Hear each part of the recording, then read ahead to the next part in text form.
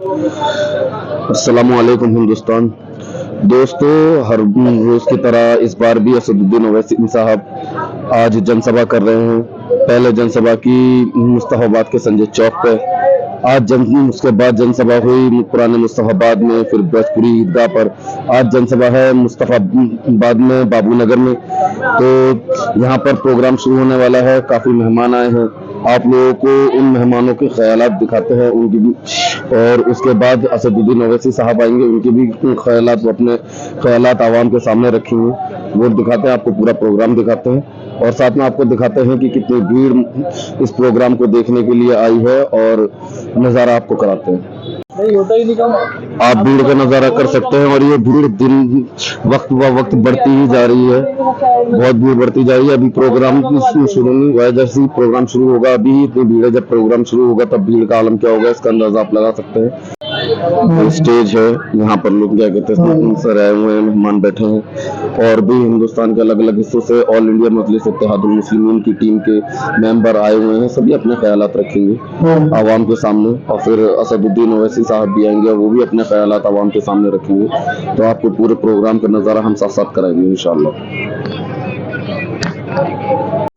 वक्त का ख्याल रखते हुए अरशद शफी साहब।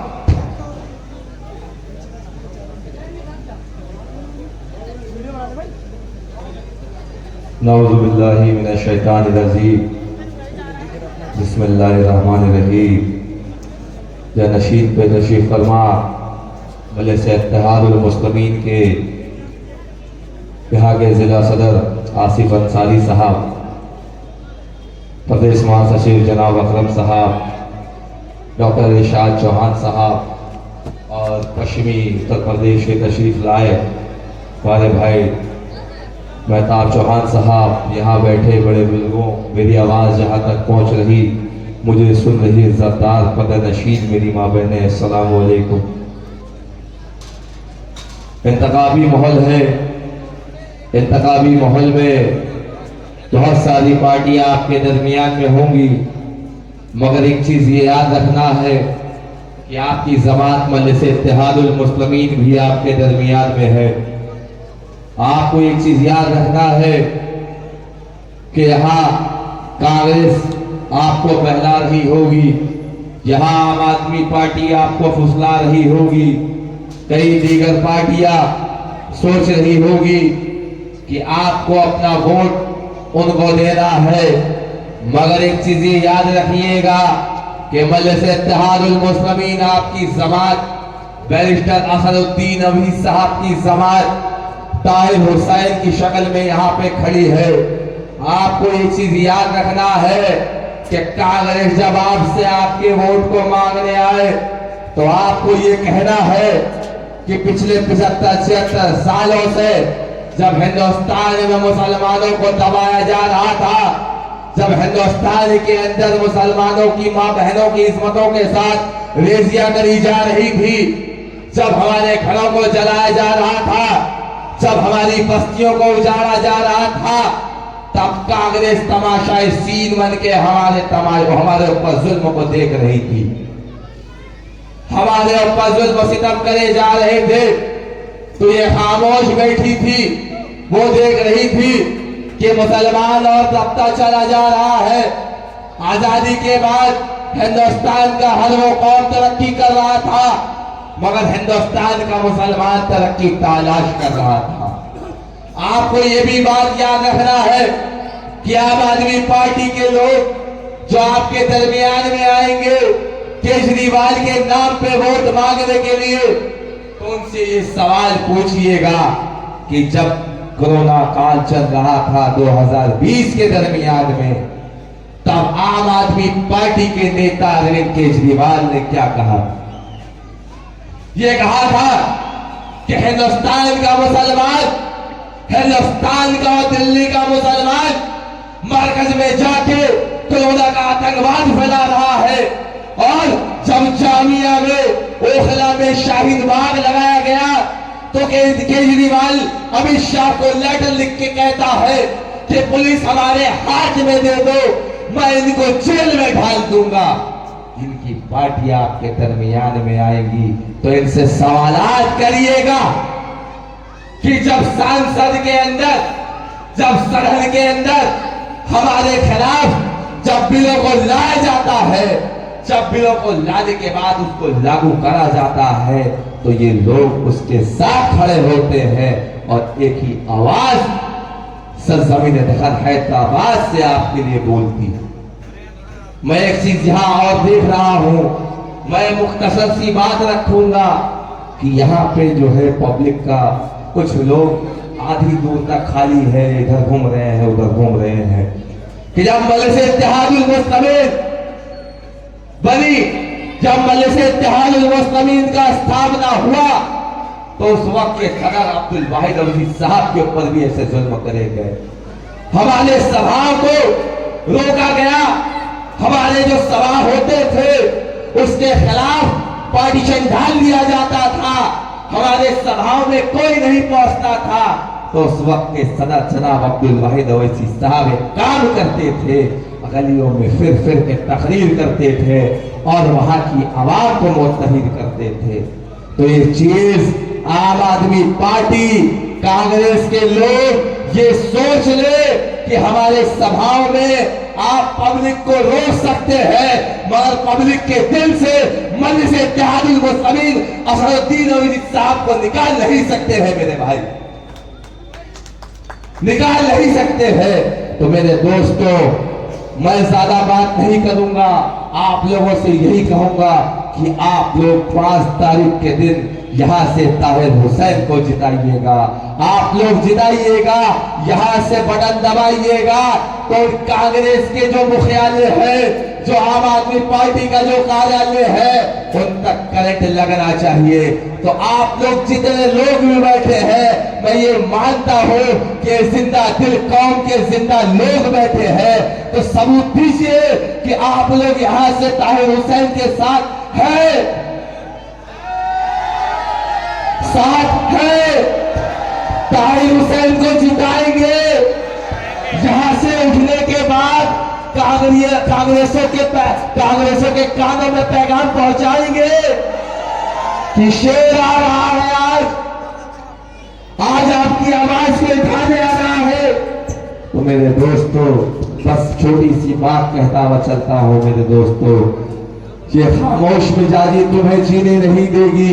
ए मुस्तफाबाद के गयूर नौजवान, ए मुस्तफाबाद के गयूर मुसलमान, कि ये खामोश मिजाजी तुम्हें जीने नहीं देगी।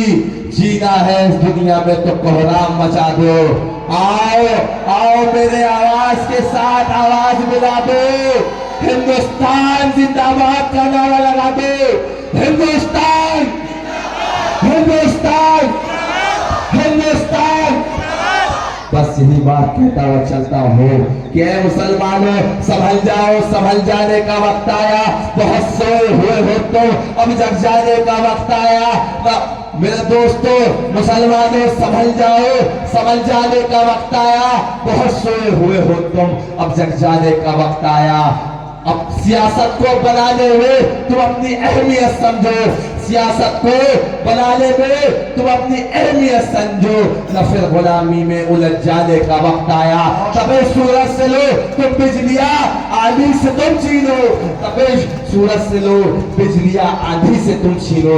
ये कांग्रेस और आम आदमी पार्टी के जुल्म के आशियानों पे कह दिखाने का वक्त आया।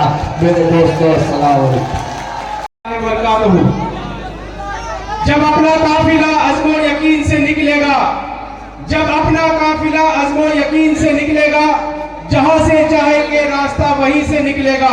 मेरे मुल्क की मिट्टी मुझे एड़ियां रगड़ने दे, मुझे पूरा यकीन है चश्मा यहीं से निकलेगा इंशाअल्लाह ताला। सबसे पहले तो मैं इस गयूर अवाम को सलाम पेश करता हूं कि आप वो लोग हैं जब दूसरे लोग दूसरों को अपना नेता तस्लीम कर रहे हैं, दूसरों के पैरों में अपनी क़यादत को ढूंढ रहे हैं, उस वक्त आप इस गुलामी की जंजीर को तोड़कर ओवैसी साहब को अपना नेता तस्लीम कर रहे हैं। आज हम लोग ये देखते आए हैं, ये जितनी भी सेकुलर पार्टियां हैं वो हमें एक वोट बैंक की तरह यूज करती है, और जब हमारे लिए आवाज उठाने की बात आती है तो इनको डर लगता है कि हमारे दूसरे समुदाय का वोट खिसक जाएगा। ये हमें बीजेपी का डर दिखाने लगती है। हम लोग ये शिकायत करते हैं कि हमारे मोहल्लों में काम नहीं होता, हम लोग ये शिकायत करते हैं कि हमारे लिए कोई आवाज नहीं उठाता, क्योंकि उनके नजरों के अंदर आपकी वोट की कोई कीमत नहीं है। वो ये समझते हैं कि ये तो डर के मारे हमें वोट देंगे ही देंगे, वो कभी तुम्हारे लिए आवाज नहीं उठाएंगे क्योंकि तुमने खुद अपनी वोट की वैल्यू गिरा रखी है। अगर तुम मुत्तहिदा तौर पर एमआईएम को इस बार यहां से जिताओगे तो इंशाअल्लाह ताला यहां पे सिर्फ मुस्तफाबाद की आवाम मिठाई नहीं बांटेगी, पूरे हिंदुस्तान के अंदर मिठाइयां बटेंगी इंशाअल्लाह ताला।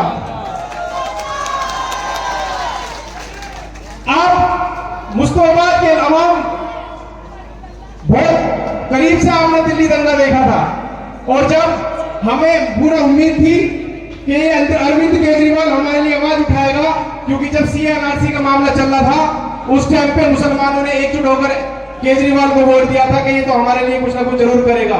लेकिन ये अरविंद केजरीवाल, ये संघ, ये कच्चाधारी जाकर महात्मा गांधी की समाधि में बैठ गया था।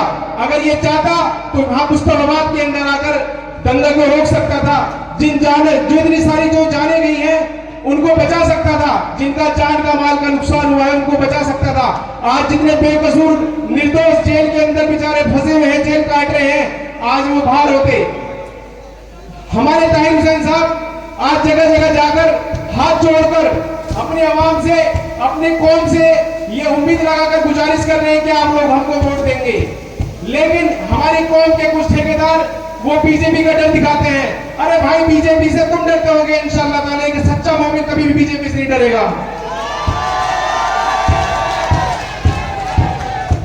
तूफानों से आग मिलाओ, सैलाबों पर वार करो, इन मल्लाहों का चक्कर छोड़ो, तैर के दरिया पार करो। मैं आपसे गुजारिश करने आया हूं कि आने वाले 5 तारीख को पतंग के निशान पर बटन दबाना और हाजिर ताहिर हुसैन साहब को ज्यादा वोटों से जिताना है आपको। अस्सलाम वालेकुम।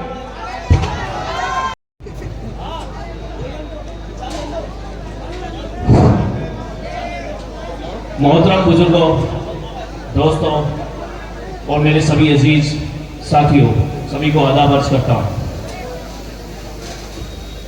मैं डॉक्टर इरशाद चौहान आपसे बहुत कम वक्त लेते हुए कुछ बहुत इंपॉर्टेंट बातें आपके सामने रखना चाहता हूँ। देखिए, हमारी कुर्बानियाँ लगातार आप सब देखते आ रहे हैं कि इंडिया गेट पर 95,300 नाम उन स्वतंत्रता सेनानियों के हैं जिन्होंने अपनी जानें कुर्बान कर दी, और जानें कुर्बान करने के बाद उन्होंने हमें स्वतंत्रता दिलवाई। और आज हमें ये अधिकार मिला कि हम अपनी वोट से अपने नुमाइंदे चुनें और वो नुमाइंदे हमारे लिए काम करें। उसके बाद जब वो अधिकार हमें मिला तो 95,300 नामों में 61,945 नाम वो मुस्लिमों के हैं। और ओवैसी साहब हिंदू, मुस्लिम, सिख, ईसाई सभी की आवाज उठाते हैं। ओवैसी साहब ने 2002 में 6 दलितों को मार दिया गया, ओवैसी साहब ने उनकी आवाज को उठाया।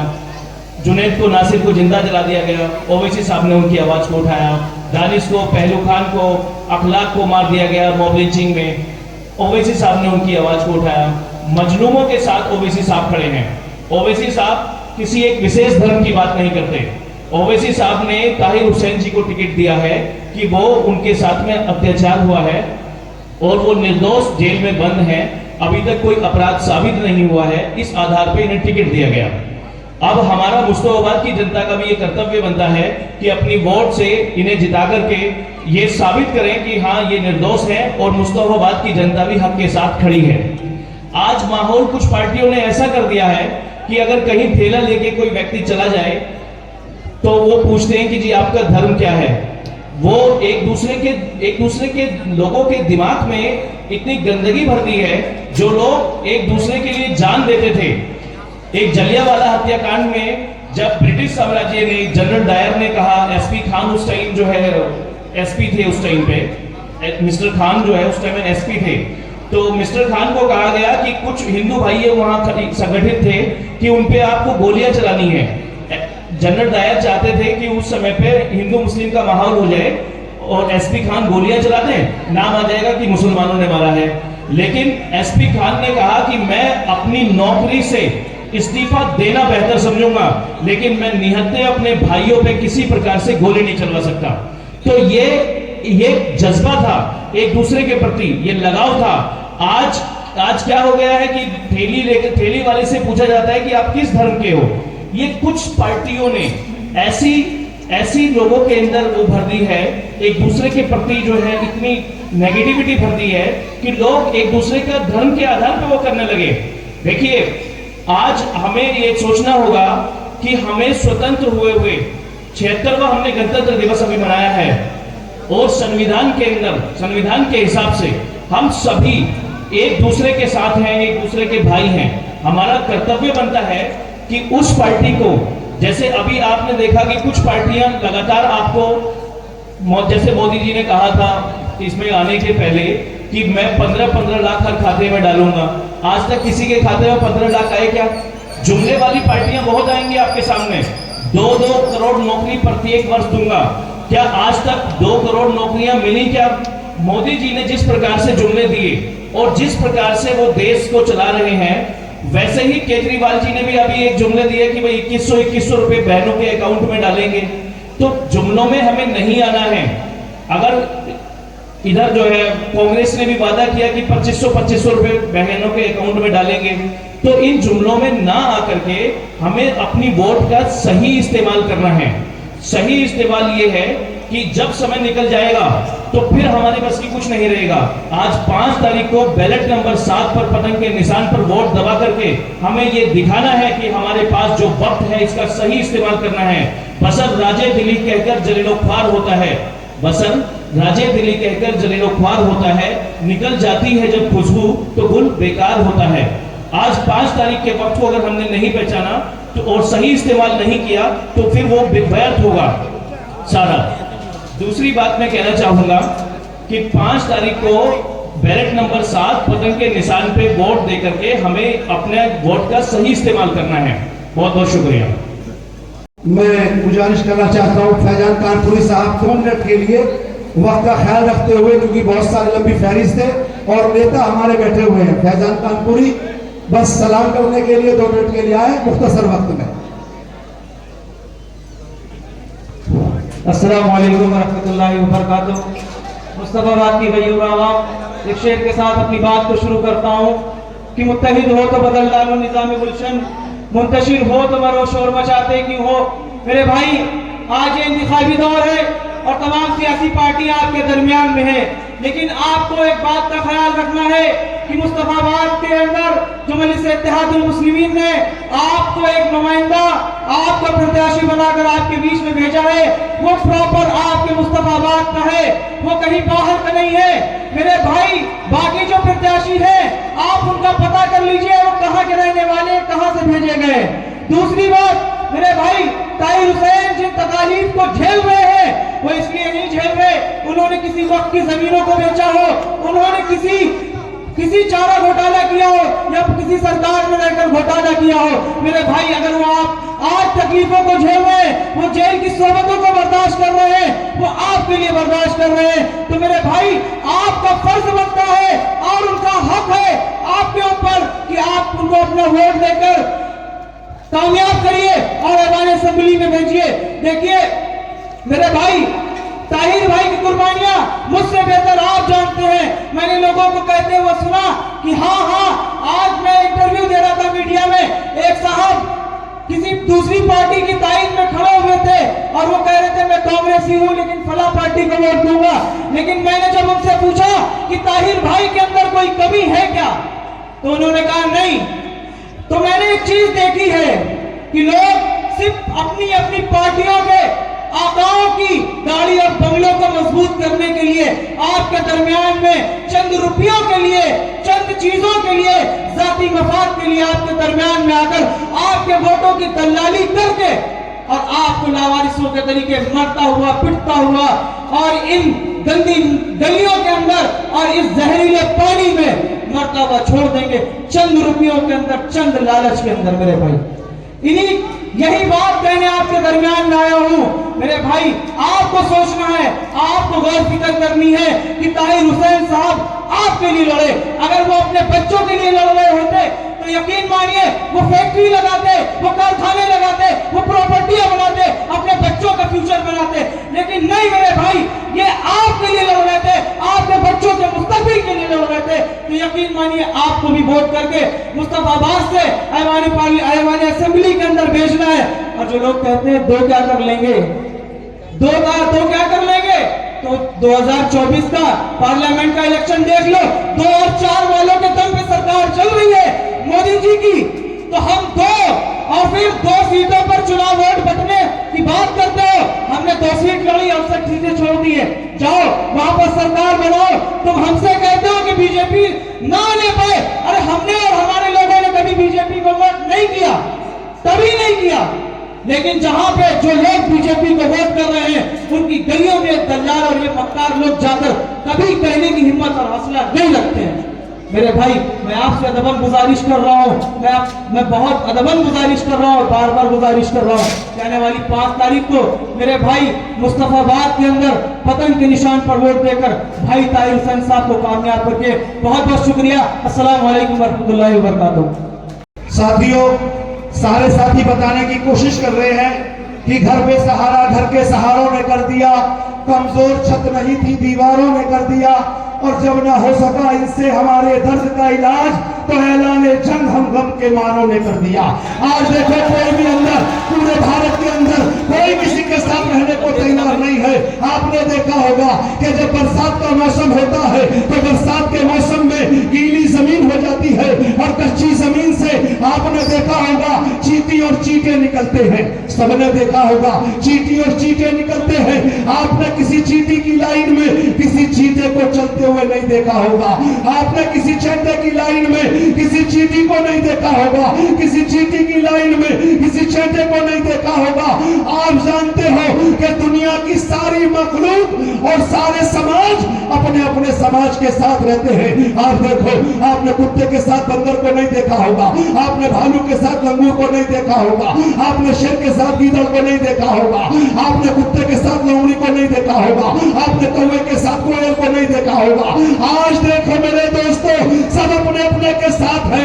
आज चींटी चींटी के साथ है, चेटा चेटे के साथ है, बंदर बंदर के साथ है, ठाकुर ठाकुर के साथ है, यादव यादव के साथ है, बनिया बनिया के साथ है, दलित दलित के साथ है, और ये मुसलमान थोड़ा थोड़ा थोड़ा सबके साथ।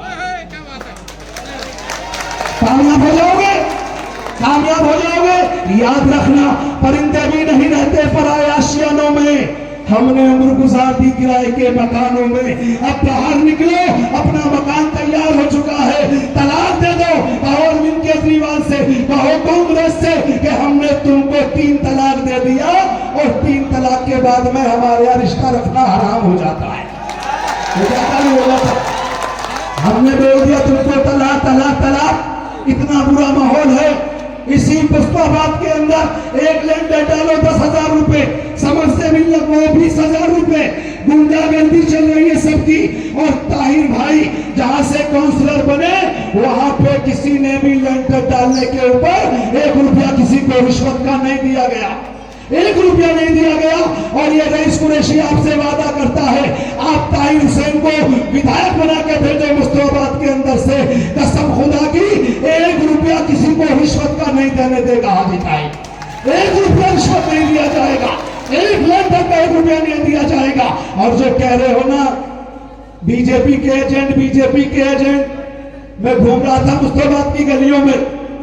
मुस्तफाबाद की गलियों के अंदर एक बूढ़ी माँ बैठी थी और उसके पास एक प्रत्याशी भैया आए और प्रत्याशी आके बोले 2100 रुपए दे रहे हैं अम्मा आपको, अम्मा 2100 आपको देंगे। दूसरे वाले आए, मैं देख रहा था, वो बोले हम आपको 2500 दे रहे, 2500 देंगे। बोलिए अम्मा बड़ी समझदार लगी। मैं देखने लगा क्या जवाब देगी अम्मा। तो अम्मा ने कहा बेटा सुनो, मुझे 2100 2500 ना दो, मैं काम करने जाती हूँ, बोझा ढोती हूँ, मुझे एक काम करो, कहीं से गधा ला के दे दो, एक गधा खरीद के ला के दे दो, मैं वोट आपको दे दूंगी। मुझे ना 2100 चाहिए ना 2500 चाहिए, दोनों प्रत्याशी के लोग निकले और जाके गधे ढूंढने लगे। एक गधे वाले के पास पहुंचे, गधा कितने का है? बोले 40,000 का। दूसरे के पास पहुंचे, गधा कितने का है? कि 30,000 का। तीसरे के पास पहुंचे, गधा कितने का है? कि 25,000 का। पूरे मुस्तफाबाद में घूम लिए, 25,000 से कम का गधा नहीं मिला। पहुंचे अम्मा के पास, जाके कहा अम्मा गधा तो हम आपको नहीं दे सकते, हाँ 2100 रुपए 2500 दे सकते हैं, वोट हमें दे देना और 2500 रुपए हमसे ले लेना। अम्मा ने कहा बेटा जब 2500 में गधा नहीं मिल रहा तो मैं अपना वोट तुझे दे दूं 2500 में, क्या मैं गधे से भी कहीं गुजरी हूं कि वोट दे दूं? आप सोचो, क्या हम गधे हैं? गधों से भी कम कीमत है क्या? इसलिए मेरे भाई अपनी ताकत को पहचानो। ये लोग बदलाने के लिए आते हैं कि ये लोग क्या करेंगे, इनके बस का कुछ नहीं है। जो लोग कहते हैं बार बार इनसे पूछो कि ओवैसी बीजेपी का एजेंट है, एमआईए बीजेपी की एजेंट है। अरे इनसे पूछ के तो देखो कि बीजेपी का साथ तुम देते हो और मुसलमानों पर इल्जाम लगाते हो कि बीजेपी के एजेंट है। एक मौका बताओ कि जहां मुसलमानों ने बीजेपी का साथ दिया हो। किसी मौके पर बीजेपी का साथ हमने नहीं दिया। इसलिए दोस्तों किसी के बहकावे में आने की जरूरत नहीं है, किसी से डरने की जरूरत नहीं है। याद रखना मौसम बदल चुका है, उस्मानाबाद का मौसम बदल चुका है और आखिरी रात में निकलेंगे। 2 दिन बचे हैं, 2 दिन बचे हैं। आखिरी रात में शैतान निकलेगा मुसलमानों को बहकाने के लिए, क्योंकि केजरीवाल जानता है, कांग्रेस जानती है कि मुसलमान को बहकाने के लिए पंडित जी कामयाब नहीं होंगे, बनिया भाई कामयाब नहीं होगा, तो किसको भेजेगा? बेहतरीन दाढ़ी टोपी वाला तस्बीह घुमाता हुआ आएगा। सुभान अल्लाह, अल्हम्दुलिल्लाह। आएगा कि नहीं आएगा? मुसलमानों को बहकाने के लिए आखिरी रात में आएगा और इसी बस्ती में घूम के कहेगा कि ताहिर भाई बहुत बढ़िया है, ताहिर को जीतना चाहिए, ताहिर को जेल से आना चाहिए। लेकिन एमआईएम कुछ कर नहीं पा रही है, हाजी ताहिर तो कहीं से नहीं जीत रहे। ये कहेगा कि आपकी बस्ती में कि नहीं जीत रहे, वोट ही नहीं मिल रहा है, सब बढ़िया है। लेकिन मेरे भाई उसके लिए क्या करना है? हम क्या करते हैं शैतान भगाने के लिए? आखिरी रात में लोबान जला के बैठ जाना, आलतू जलालतू आई बला को टालतू अल्लाह के मुंह को बात कर देगा। वो लोग बहकाएंगे, ईमान खतरे में है, कुरान खतरे में है, इस्लाम खतरे में है। ये कौन लोग कह रहे हैं? ये वो लोग कह रहे हैं जो मेरी कौम के अंदर 2% खानदानी दलाल है। 2% खानदानी दलाल मेरी कौम के अंदर है, जिनका चुनाव निशान पेट और जेब है। जब से देश आजाद हुआ है इसको उनके वोटों की दलाली खा रहे हैं, इनका पेट नहीं भर रहा। अल्लाह जाने पेट है या इंडिया गेट है, भरने का नाम ही नहीं ले रहा। 74 साल से खा रहे हैं दलाली। ईमान खतरे में, कुरान खतरे में। पतंग का बटन दबाया तो मुसलमान खतरे में, उसको बताना ऐ बेईमान, ना हमारा ईमान खतरे में, ना कुरान खतरे में, ना मुसलमान खतरे में, लेकिन दलाल तेरी दुकान खतरे में है, जो 5 तारीख के बाद बंद हो जाएगी। मुस्तफाबाद के अंदर बंद हो जाएगी 5 तारीख के बाद। आइए दोस्तों, मैं इस कड़ी को आगे बढ़ाते हुए मैं हकीम अब्दुल सलाम साहब से गुजारिश कर रहा हूँ अपने ख्याल का इजहार करें। जोरदार तालियों से इस्तकबाल कीजिए। बिस्मिल्लाहिर्रहमानिर्रहीम, नहमदुहु व नसल्ली अला रसूलिहिल करीम, अम्मा बाद। मजलिस इत्तेहादुल मुस्लिमीन दिल्ली के तमाम सुदूर व मोतमदीन व अरकान मजलिस इत्तेहादुल मुस्लिमीन, बिलखुसूस मजलिस इत्तेहादुल मुस्लिमीन पश्चिमी उत्तर प्रदेश के सदर जनाब डॉक्टर मेहताब चौहान साहब, आज के इस जलसे की खूबसूरत निजामत कर रहे मेरे पुराने साथी और मेरे बड़े भाई जनाब रईस कुरैशी साहब, मौलाना इमरान कासमी साहब, अब्दुल कादिर राणा साहब, फहीम साहब, मनव्वर साहब, इंतजार मूसा साहब, सालिम साहब, स्टेज पे जलवा फरोज मेरे तमाम नौजवानों, बुजुर्गों और सामने बैठी मेरी इज्जतदार माँ बहनों, मेरे नौजवानों, मजलिस इत्तेहादुल मुस्लिमीन दिल्ली के अंदर पूरी ताकत के साथ चुनावी मैदान में है। मजलिस इत्तेहादुल मुस्लिमीन दिल्ली के अंदर पूरी ताकत के साथ चुनाव में हिस्सा ले रही है। और इस चुनाव के अंदर है पूरी तरह से जहां पर आम आदमी पार्टी है वहीं पर भाजपा भी है और कांग्रेस भी है। लेकिन दिल्ली की 70 विधानसभाओं में से सिर्फ 2 सीटों पर मजलिस इत्तेहादुल मुस्लिमीन ने अपने उम्मीदवार को उतारा है। आपके मुस्तफाबाद सीट से आपका बेटा, आपका भाई जनाब हाजी ताहिर हुसैन साहब मैदान में है। दोस्तों, आप तमाम लोग देख रहे हैं कि हिंदुस्तान ही नहीं बल्कि पूरी दुनिया की आंखें मुस्तफाबाद और ओकला की सीट पर बड़ी उम्मीदों के साथ आपके जज्बातों को देख रही है। हिंदुस्तान ही नहीं बल्कि दुनिया की गयूर आवाम इन दोनों सीटों के लिए दुआएं भी कर रही है। कहीं कहीं पे रोजे भी रखे जा रहे हैं। आखिर क्या वजह है कि हिंदुस्तान की दिल्ली के अंदर 2 सीटों पर मजलिस इत्तेहादुल मुस्लिमीन को अपने प्रत्याशियों को यहां पे उतारना पड़ा? क्या आप जानते नहीं हैं कि दिल्ली के अंदर जो हालात अरविंद केजरीवाल ने पैदा किए थे, उन हालात का मुकाबला करने के लिए मजलिस इत्तेहादुल मुस्लिमीन के 2 शेर मैदान में आए हैं। लेकिन अफसोस की बात यह है, बार बार कहता हूं कि ऐ मुसलमानों, आखिर कब तक आप दूसरों के यहां पे जिंदाबाद और मुर्दाबाद के नारे लगाएंगे? हमने पिछले कई सालों से कभी अरविंद केजरीवाल को नेता माना, तो कभी सोनिया गांधी को अपना नेता माना, कभी हमने राहुल गांधी को अपना नेता माना। लेकिन इन 70 सालों के अंदर हिंदुस्तान के मुसलमानों ने अपना नेता नहीं बनाया। आज अगर 70 सालों के अंदर हिंदुस्तान में अगर कोई मजलिस इत्तेहादुल मुस्लिमीन के रूप में नतीब मिल्लत बैरिस्टर असदुद्दीन अवैसी साहब के रूप में कोई लीडर आया है, तो कौम के पालतू लीडर उनको बीजेपी का एजेंट बोलते हैं। कोई कहता है कि बीजेपी ने पैसे दिए हैं, कोई तरह तरह के इल्जाम लगाता है। याद रखो, इन इल्जाम से डरने और घबराने वाले नहीं है। ये जमात मजलिस इत्तेहादुल मुस्लिमीन ये दीवानों की जमात है। मजलिस इत्तेहादुल मुस्लिमीन इन नौजवानों की जमात है। आज हिंदुस्तान का मुसलमान बैरिस्टर असदुद्दीन ओवैसी साहब को अपना लीडर तस्लीम कर चुका है। आप माने या ना माने, मैं बार बार कहता हूं कि ऐ हिंदुस्तान के मुसलमानों, ऐ दलितों, ऐ मजलूमों, ऐ पिछड़ों, ऐ आदिवासियों, आओ हमारे कांधे से कांधा मिलाकर चलो। ये वक्त जमात को मजबूत करने का है। ये वक्त जो आज हालात हिंदुस्तान के जो आपके सामने हैं, वो आप तमाम लोग देख रहे हैं। कभी हमको ट्रिपल तलाक के मुद्दे पर फंसाया जाता है, कभी बाबरी के नाम पर, कभी दादरी के नाम पर, कभी गाय के नाम पर बॉम्ब लिंचिंग होती है। क्या हालात आपके सामने नहीं है?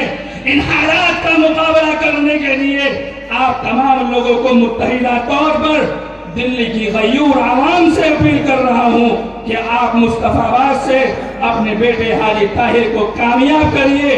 वक्त कम है, इंशाअल्लाह फिर किसी मौजू पे आपके दरमियान में हाजिर होगा।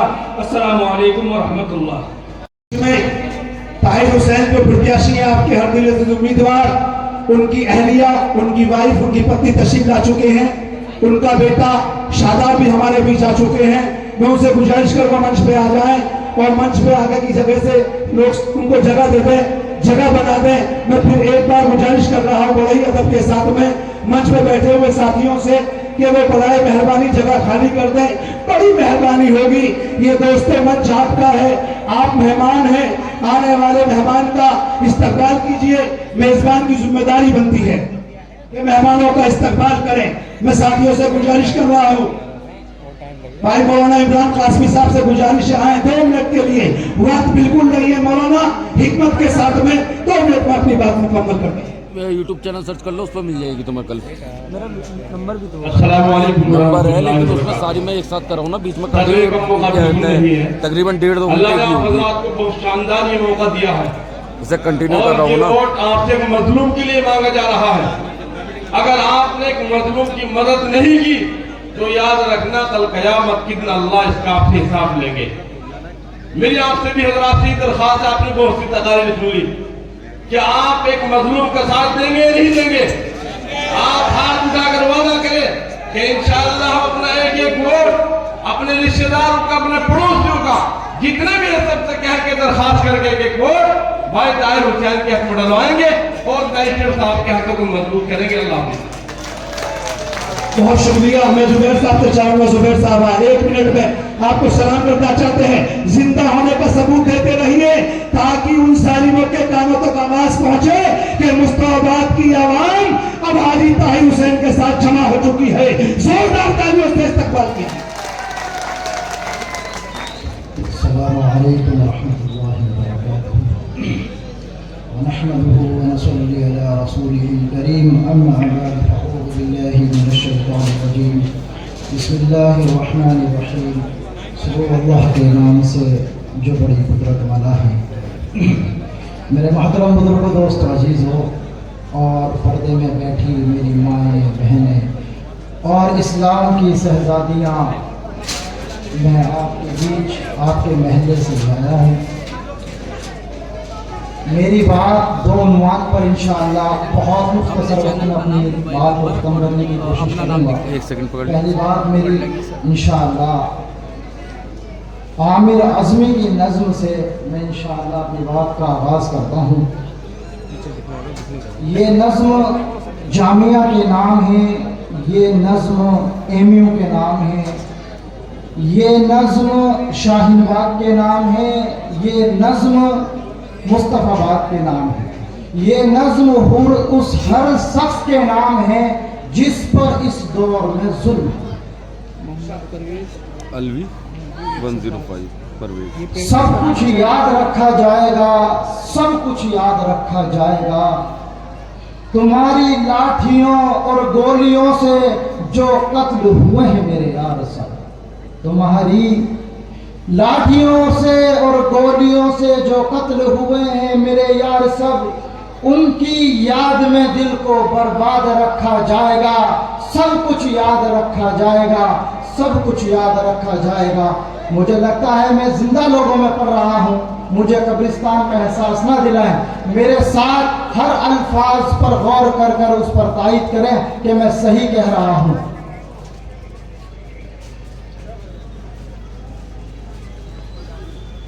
मोबाइल इंटरनेट बड़ी दोपहर में बंद करके, मोबाइल टेलीफोन इंटरनेट बड़ी दोपहर में बंद करके, सर्द अंधेरी रात में सारे शहर को नजर बंद करके,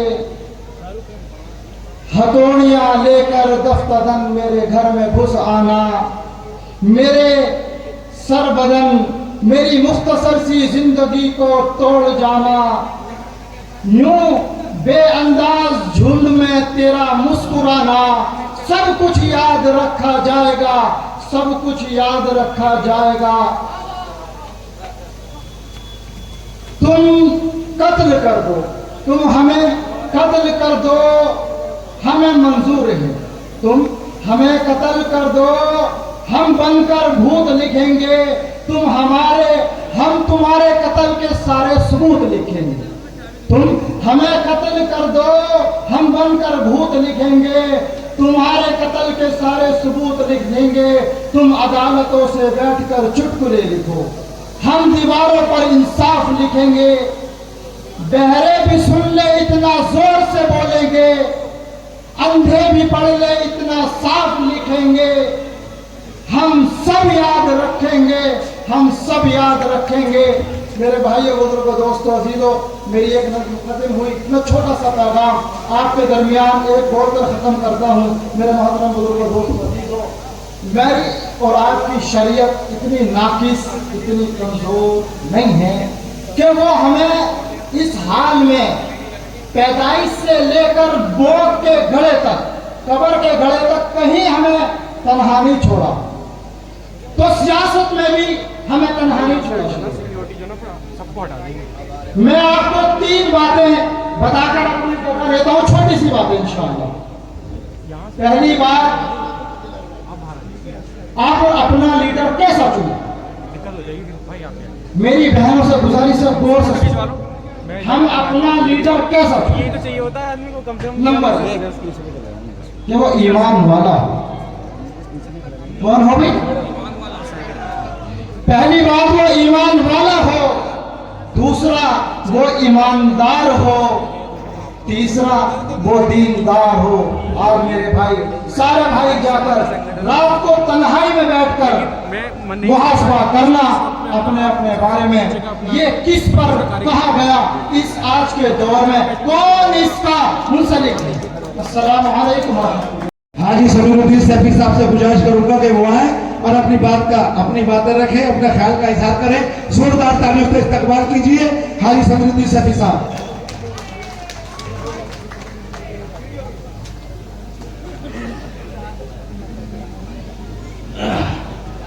मंच पर तशरीफ फरमा और इस मीटिंग में सभी आने वाले मेरे नौजवान साथी, मेरे बुजुर्गों, मेरी माँ बहनों, अस्सलाम वालेकुम। मैं आप लोगों से कहना चाहता हूँ, वक्त तो वाकई में कम है, लेकिन ये जो इलेक्शन का दौर है, भाषण तो होते रहेंगे, इलेक्शन फिर आते रहेंगे, होते रहेंगे, लेकिन आज जो दौर है हम लोगों को समझने का दौर है।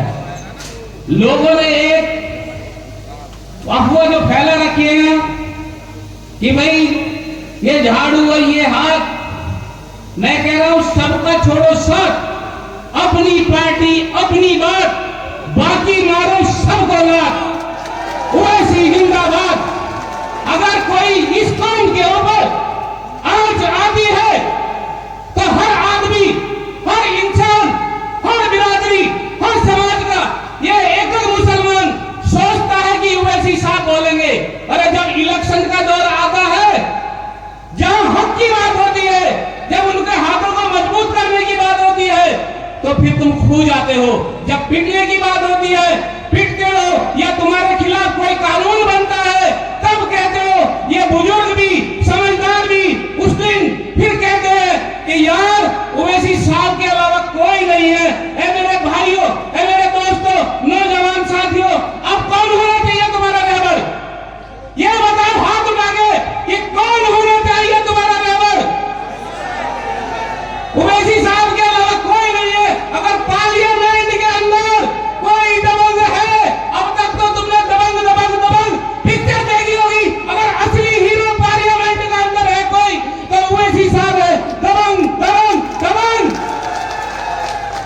मैं आप लोगों से कहना चाहता हूं कि वक्त वाकई में कम है, और मैं आपसे कहना चाहता हूं जो 5 तारीख आ रही है ना, इसको देख लो। इस हिंदुस्तान के अंदर सिर्फ आरएसएस और बीजेपी के 2 ही दुश्मन हैं, दलित और मुसलमान। सब मंच पे ही हैं। एक पंडित जी के यहाँ लेकिन यहाँ पे अब जगह नहीं है क्योंकि सिक्योरिटी साहब घुसादार साहब, ये मेरे उस्ताद सैयद अकील साहब ने मुझे बताया कि पंडित जी के जब घर साहब घुस जाता है तो पंडित जी के बराबर में मुसलमान का घर है। पंडित जी कहते हैं साहब साहब साहब मियां जी आइए, और उसको बुला करके लठ उसके हाथ में दे देते हैं। वो साहब को मारने के बाद चले जाते हैं, लेकिन पंडितानी कहती है कि पंडित जी ये क्या बात है, तुमने लाठी दूसरे के हाथ में दे दी कि साहब साहब साहब इस साहब को तुम भी तो मार सकते थे। पंडित जी कहने लगे तू बेवकूफ है। ये आरएसएस वाले कहते हैं तू बेवकूफ हो। अरे कोई तो दुश्मन थे, एक ये साहब और एक ये मियां, अरे एक तो बनता। तो मैं कहना चाहता हूँ आप लोगों को, ये बड़ी सोच समझ की बात है, बाद में मस्त मस्ताना। ये जो ठेकेदार बने हैं ना, ये तुम्हारी लुटिया न लेके डूब जाए। देखो इंशाअल्लाह एमआईएम जीत रही है। अगर एमआईएम जीती तो दिल्ली के अंदर सबसे पहला नंबर तुम्हारा होगा। ताहिर भाई को जिताओ और बाहर निकालो। अगर उनके हमदर्द हो तो एक वोट है, तुम्हारे से अगर हमदर्दी की बात है तो सिर्फ तुम्हारी वोट है, ना तुमसे ताकत तलवार की चाहिए, न किसी बंदूक की चाहिए। अगर तुम्हारी वोट मिलती है तो तुम मजबूत, तुम्हारा समाज मजबूत, आने वाले बच्चों का भविष्य मजबूत, इंशाअल्लाह। खुदा हाफिज़। मैं इमरान भाई फखरुद्दीन अंसारी साहब से गुजारिश करूंगा कि वो आए अपने ख्याल का इजहार करें। भाई फखरुद्दीन अंसारी साहब। अस्सलाम वालेकुम भाइयों, मैं आपसे कहना चाहता हूं कि आने वाली 5 तारीख हाजी ताहिर हुसैन को भारी बहुमत से जिताना है और उन्हें एक निर्दोष आदमी को बाहर निकालना है। और मैं आपसे कहना चाहता हूं कि आपने 75-76 साल से सारी पार्टियों को देख लिया। भाई कांग्रेस को भी वोट देख लिया, झाड़ू को भी देख लिया। तो आज जब तुम गैर ईमान वालों पे सब पे यकीन करते चले आ रहे हो तो असदुद्दीन ओवैसी तो तुम्हारा भाई है, एक बार असदुद्दीन ओवैसी पे भी यकीन कर लो। और आने वाली 5 तारीख को ताहिर हुसैन को भारी बहुमत से जिताकर उन्हें बाहर असेंबली में भेजना है। और हम पे एक ऐसा लीडर है कि जो हमारे लिए हर जगह आवाज उठाता है, संसद से लेकर सदन तक हमारी आवाज उठाता है। जब असदुद्दीन ओवैसी हमारी आवाज उठाते हैं तो वोट के हकदार भी असदुद्दीन ओवैसी हैं। हमारा लीडर केजरीवाल नहीं है, ना राहुल गांधी है, हमारा लीडर असदुद्दीन ओवैसी है। अपनी पार्टी को मजबूत करना है। आने वाली 5 तारीख को हाजी ताहिर हुसैन को भारी बहुमतों से जिताना है। और मैं आपको बता देता हूं कि कुछ लोग कहते हैं कि भाई आप यहां से कैसे जीत जाओगे। आंकड़े 2011 के बताते हैं कि 42% मुस्लिम आबादी है। अब यहाँ की आबादी 55% मुस्लिम आबादी है और 45% हिंदू आबादी है। ऐसे किसी के बहकाने में नहीं आना। इंशाअल्लाह ताहिर हुसैन यहाँ से जीत के जा रहे हैं। ये जो गुमराह कर रहे हैं हमारे भाइयों को, अरे भाइयों भाई ताहिर हुसैन को वोट दोगे तो बीजेपी आ जाएगी। और इनसे कह दो कि बीजेपी कैसे आ जाएगी। हम सारे एक साथ मिलकर हाजी ताहिर हुसैन को वोट डाल रहे। हाजी ताहिर हुसैन यहाँ से जीत के जा रहे हैं। 8 तारीख को इंशाअल्लाह असेंबली में बैठेंगे। और मैं बस आपसे ये रिक्वेस्ट करता हूँ कि भाई आने वाली 5 तारीख को हाजी ताहिर हुसैन को बेचारे निर्दोष है, 5 साल से जेल में है और वो अपने लिए नहीं गए, कौम के लिए गए थे। भाई आप सब मिलकर हाजी ताहिर हुसैन को जिताएं। अस्सलाम वालेकुम। ख्याल का इजहार करें। दोस्तों बहुत जल्दी खबर आ चुकी है, ओवैसी साहब बहुत चंद लम्हों में हमारे बीच तशरीफ लाने वाले हैं। माहौल बनाइए और जहां तक आवाज जा रही है ओवैसी साहब हमारे बीच पहुंच रहे हैं, सब लेगा जाए। असगर अंसारी साहब टीम भेज रहे हैं, पीछे टीम भेज रहे हैं।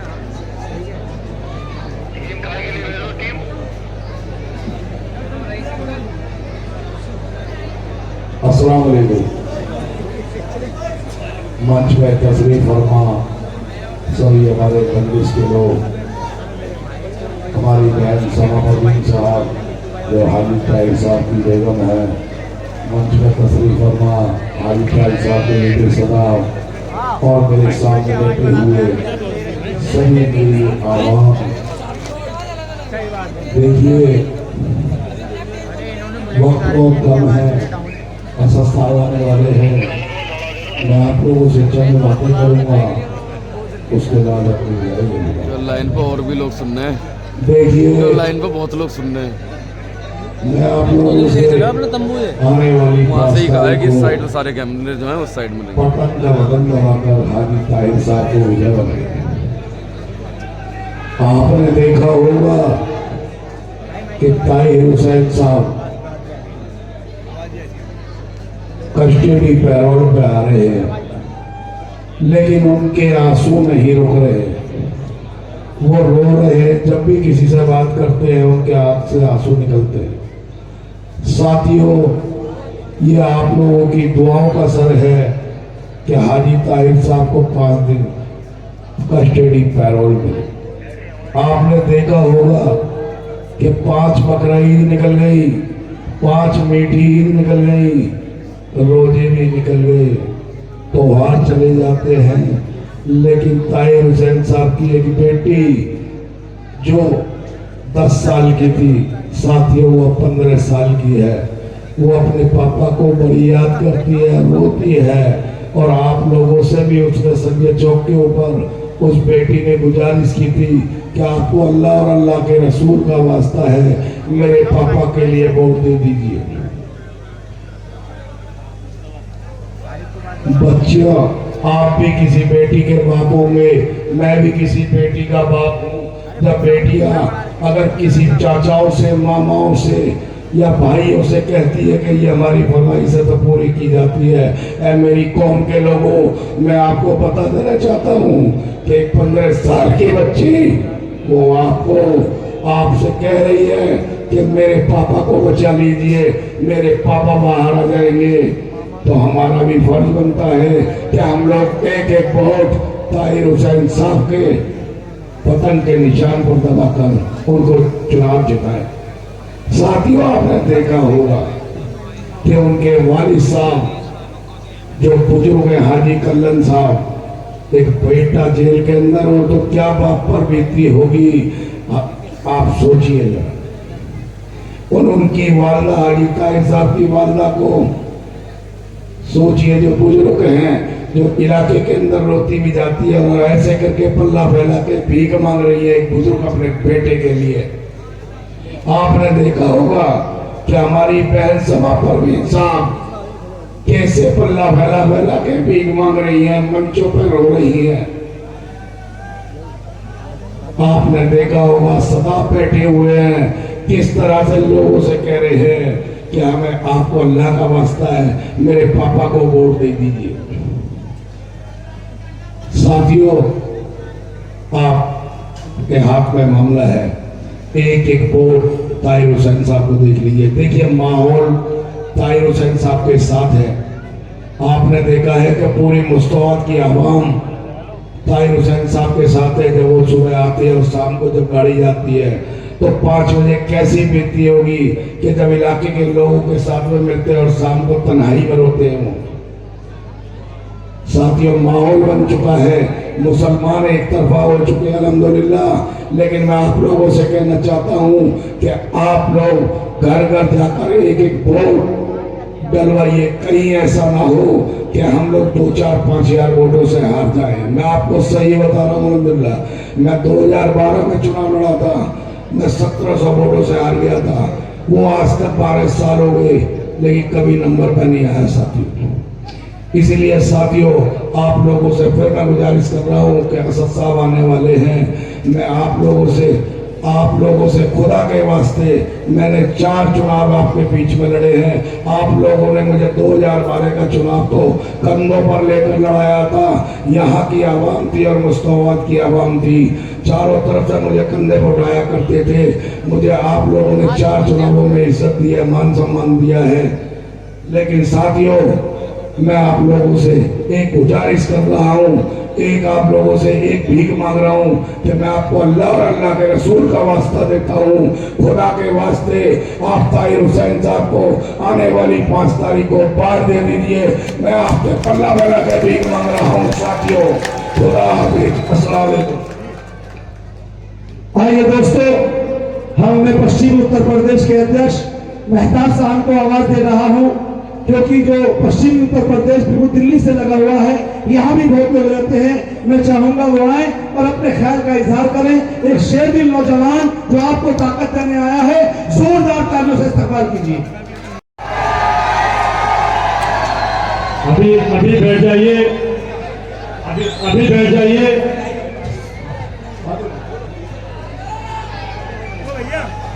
बैठ जाइए, अभी साहब आएंगे तो आपको पता चल जाएगा। आप लोग बैठ जाइए, तशरीफ रखिए भी। सामने से आएंगे ना। अस्सलाम वालेकुम व रहमतुल्लाहि व बरकातुहू। आऊज़ु बिल्लाहि मिनश शैतानिर रजीम, बिस्मिल्लाहिर रहमानिर रहीम। आज के इस खूबसूरत जलसे की सदारत कर रहे सदर मोहतरम, बाखूबसूरती निजामत कर रहे मेरे बड़े भाई रईस कुरैशी साहब मंच पर तशरीफ फरमा। ऑल इंडिया मजलिस इत्तेहादुल मुस्लिमीन के प्रत्याशी जनाब ताहिर हुसैन साहब की अहलिया बहन शमा परवीन साहिबा साथ में तशरीफ फरमा।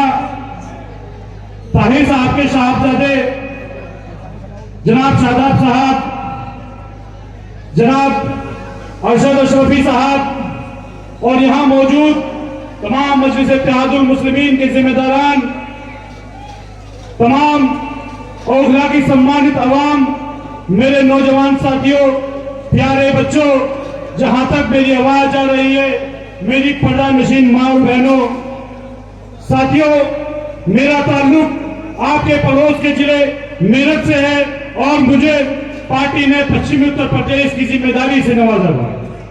मैं आप लोगों के बीच में चल करके आया हूं, एक अपील करने के लिए आप लोगों के बीच में आया हूं। साथियों, 5 तारीख के दिन, 5 फरवरी को और मुस्तफाबाद विधानसभा के लिए एक ऐतिहासिक दिन बनने जा रहा है, क्योंकि 5 फरवरी को आपको अपनी विधानसभा से विधायक का चुनाव करना है। आपको यहां से विधायक चुनकर के विधानसभा भेजना है। साथियों, विधायक आप लोग पहले भी चुनते रहे, तमाम पार्टियों को आप लोगों ने पहले भी मौका दे करके देखा। जब आप लोग 5 तारीख को अपने घरों से निकले वोट डालने के लिए, बूथ की तरफ जाएं, तो आप लोग सोचिएगा कि आप लोगों ने जिसको वोट देने जा रहे हैं कि वो विधायक कौन होना चाहिए। आप लोग जब वोट डालने जाए तो आप सोचिएगा कि आपके सामने 4 तरह की पार्टियां हैं। एक पार्टी वो है जो आपकी शरीयत को खत्म करके आपकी पहचान मिटाना चाहती है, जो आपके इबादत गाहों को शहीद करना चाहती है, जो आपकी नस्लों का मुस्तकबिल खत्म करना चाहती है। तो उसी के सामने तो वो पार्टियां हैं जो आस्तीन में छुपी हैं, जो हमारे आस्तीन का सांप है, वो तो खुला दुश्मन है। लेकिन वो दोनों, कांग्रेस और आम आदमी पार्टी भी उस खुले दुश्मन से कम नहीं है। जब आप लोग वोट डालने जाए तो सोचना, मुल्क अजीज को आजाद हुए 77 साल हो गए। इन 77 सालों में लगातार 7 साल इस देश की हुकूमत आपने और मेरे बुजुर्गों ने मिलकर इस कांग्रेस के हाथ में दी। इस मुल्क की हुकूमत जब कांग्रेस के हाथ में थी, 7 साल हुकूमत में उस कांग्रेस पार्टी ने हमारे साथ क्या किया। जब आप लोग वोट डालने जाए तो सोचिएगा कि हिंदुस्तान के अंदर 77 सालों में मुसलसल 7 साल कांग्रेस को हुकूमत देने के बाद जो मुसलमान, देखिए हमारे दिल्ली स्टेट के प्रेसिडेंट जनाब शरीफ जमाई साहब तशरीफ ले आए। मैं आप तमाम हज़ार से गुजारिश करूंगा कि तालियों के साथ स्वागत करें इस मर्द मुजाहिद का, जिसने दिल्ली के अंदर मजलिस इत्तेहादुल मुस्लिमीन का परचम को उठा के रखा। साथियों, मैं कह रहा था 7 साल की हुकूमत कांग्रेस के हाथ में, उस कांग्रेस ने 7 सालों में हमें क्या दिया मैं आपको बताता हूं। 7 सालों में जब मुल्क अजीज आजाद हुआ तो हमारी एक्सीडेंट गवर्नमेंट डिपार्टमेंट में 37% हुआ करती थी, और जब आज 77 साल बीत गए तो आज हम लोग गवर्नमेंट डिपार्टमेंट में मात्र 2%। ये कब हुआ? जब हमने मुस्लिम लीग को ठुकराकर कांग्रेस पार्टी को अपनी पार्टी माना, नेहरू से लेकर राहुल तक के नेताओं को अपना नेता माना, उनके जिंदाबाद के नारे लगाए, उनकी दरिया बिछाई, उनके झंडे ढोए। लेकिन साथियों, ये यही नहीं रुका। आपको आतंकवादी कहा गया तो हुकूमत कांग्रेस की थी। आपकी मदारिसों को आतंकवाद का अड्डा कहा गया तो हुकूमत कांग्रेस की थी। आपकी मसाजिदों को शहीद किया गया तो हुकूमत कांग्रेस की थी। इस पूरे देश के अंदर 30,000 से ज्यादा हिंदू मुस्लिम राइट्स हुए तो हुकूमत कांग्रेस की थी। और उन 30,000 हिंदू मुस्लिम दंगों में सबसे ज्यादा अगर किसी का नुकसान हुआ तो उस गयूर मुसलमान का हुआ, जिसने नेहरू से लेकर के राहुल तक तमाम कांग्रेस के नेताओं को अपना नेता माना, जिसने मुस्लिम लीग को ठुकराकर कांग्रेस को अपनी पार्टी माना। बेगुनाह मुसलमान जेलों में गए तो केंद्र में कांग्रेस की हुकूमत, बाबरी मस्जिद का ताला खोला गया तो केंद्र में कांग्रेस की हुकूमत, बाबरी मस्जिद के अंदर मूर्ति रखी गई तो केंद्र में कांग्रेस की हुकूमत, मस्जिद को शहीद किया गया तो केंद्र में कांग्रेस की हुकूमत। ये लोग आएंगे अपने बीच में, ये कांग्रेस वाले आएंगे, आप पूछना कि ये सब उनके इक़्तिदार में हुआ या नहीं हुआ। मैं पूरी जिम्मेदारी के साथ ये बात कहता हूं, ये कांग्रेस की आपके बातों का जवाब नहीं दे पाई। इसी तरह से ये सिलसिला यहां नहीं रुका। 10 साल की हुकूमत आम आदमी पार्टी के नाम पर अरविंद केजरीवाल ने दिल्ली के मुसलमानों को ठगने का काम किया।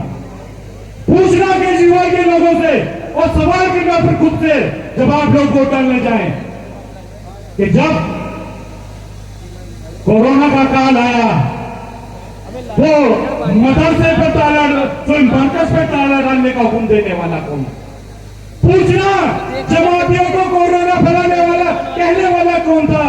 पूछना जब ये दिल्ली चल रही थी मुस्तफाबाद का मुसलमान परेशान था, अपने लिए रहबर तलाश कर रहा था, अरविंद केजरीवाल तुम्हारी तरफ उम्मीद भरी निगाहों से देख रहा था, तो तुम कहां गायब थे? सवाल करिए उनसे जो लोग आपके बीच में वोट मांगना है। ये सब कुछ मुस्तफाबाद की विधानसभा के लोगों के साथ हुआ, लेकिन ये अरविंद केजरीवाल और उसके चमचे कहां थे? ये लोग आपके बीच में आएंगे, ये लोग आपके बीच में आएंगे, तरह तरह की बातें करेंगे, बहकाएंगे, डराएंगे। मैं आपसे कहना चाहता हूं हर चीज अल्लाह के हाथ में, इज्जत जिल्लत अल्लाह के हाथ में, मौत जिंदगी अल्लाह के हाथ में। तो घबराना किस बात का, डरना किस बात का? एक लीडर, एक नेता आपके लिए सड़क से लेकर के संसद तक आपकी लड़ाई लड़ने का काम करता है, क्यों नहीं है उसके हाथों को मजबूत किया? नाली, सड़क, खरंजे, पानी की, ये तो तमाम जनप्रतिनिधियों का काम है। जो भी सुनते जाएगा वो करेगा, लेकिन याद रखना आपके दर्द और तकलीफ में आपके साथ वो खड़ा हो सकता है जिसने पीड़ा को झेला हो, जिसने दर्द को झेला हो, जिसका परिवार दर दर भटका हो, जिसके परिवारों ने शर्म की जिंदगी गुजारी हो, जिस बच्चे के बाप ने 5 साल जेल में गुजारे हो, जिनकी आंखों के आंसू 5 साल से न सूखे हो। आपके दर्द और तकलीफ को वही लोग समझ सकते हैं, वो लोग नहीं समझ सकते जो आपके ऊपर हुए जुल्म और जाति पर कभी अपनी जबान नहीं खोली। मैं आप लोगों से गुजारिश कर रहा हूं कि 5 तारीख को जब आप लोग वोट डालने के लिए जाएं, तमाम बातों का ख्याल करना। वक्त की किल्लत है, बहुत सारे लोग यहाँ मौजूद हैं, बैरिस्टर साहब भी तशरीफ लाने वाले हैं, हमें और आपको उनको सुनना है। 5 तारीख को जब आप लोग वोट डालने जाए, तमाम बातों को ख्याल में रखना। और ये लोग कहते हैं, ये लोग आएंगे आपको हार जीत के आगे समझाएंगे और कहेंगे कि मान लो अगर आपने जिता भी दिया तो क्या होगा? तो इनसे कहना कि अगर ताहिर हुसैन यहाँ से जीत करके चला गया तो इंशाअल्लाह ताला दिल्ली के किसी भी कोने में दूसरा ताहिर नहीं बनने देंगे। अगर ताहिर ऐसे जीत के चला गया, इतनी उम्मीद है हुकूमत किसी की भी बनेगी, गवर्नमेंट किसी की भी आएगी, मुख्यमंत्री कोई भी आएगा, अगर किसी मजलूम के साथ, किसी मासूम के साथ नाइंसाफी होगी, उस पर जुल्म किया जाएगा, तो ये ताहिर हुसैन उस हुकूमत की आंखों में आंखें डालकर उस मजलूम की आवाज बनने का काम करेगा। इसलिए आप तमाम लोगों से विदा लेते हुए एक बार अपील करता हूं कि 5 तारीख को इनके आंसुओं की लाज रख लेना, इन बच्चों के उम्मीदों की लाज रख लेना और यहाँ से ताहिर हुसैन को विधायक बनाकर विधानसभा भेज देना। बहुत बहुत शुक्रिया। अस्सलाम वालेकुम। हमारे बीच में मुफ्ती अख्तर जावेद कासमी साहब को गुजारिश करूंगा, वो भी सलाम करने की शिरकत से चल के आए हैं, बहुत दूर से आए हैं। एक बार जोरदार तालियों से उनको हौसला बढ़ा दीजिए।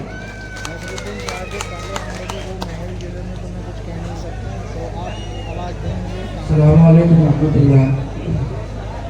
बिस्मिल्लाहिर्रहमानिर्रहीम। अज़ीज़ान मोहतरम, स्टेज पर तशरीफ फरमा मुल्क मिल्लत के खैर नौजवानों और एमआईएम पार्टी के सभी नौजवान साथियों, मुस्तफाबाद के सभी गयूर नौजवान साथियों, आज पूरे बिहार में बैरिस्टर शमसुद्दीन अवैसी साहब की जो आवाज़ है, न सिर्फ दिल्ली बल्कि पूरे हिंदुस्तान में मुस्तनद आवाज़ है।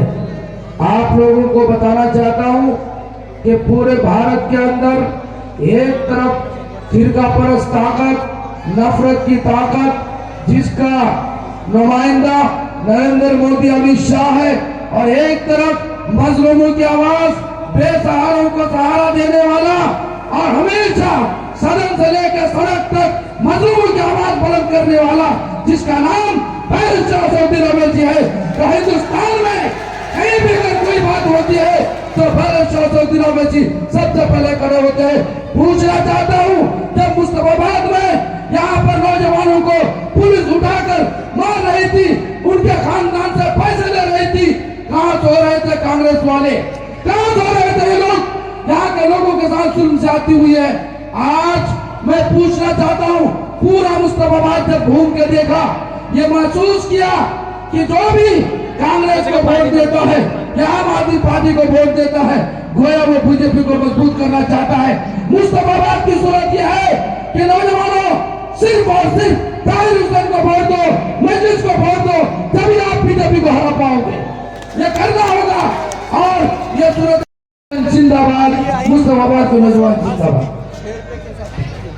भाई मुख्तार एडवोकेट साहब सलाम करना चाहते हैं, गुजारिश है आके आप भी अपील कर दीजिए 5 तारीख के वोट के लिए।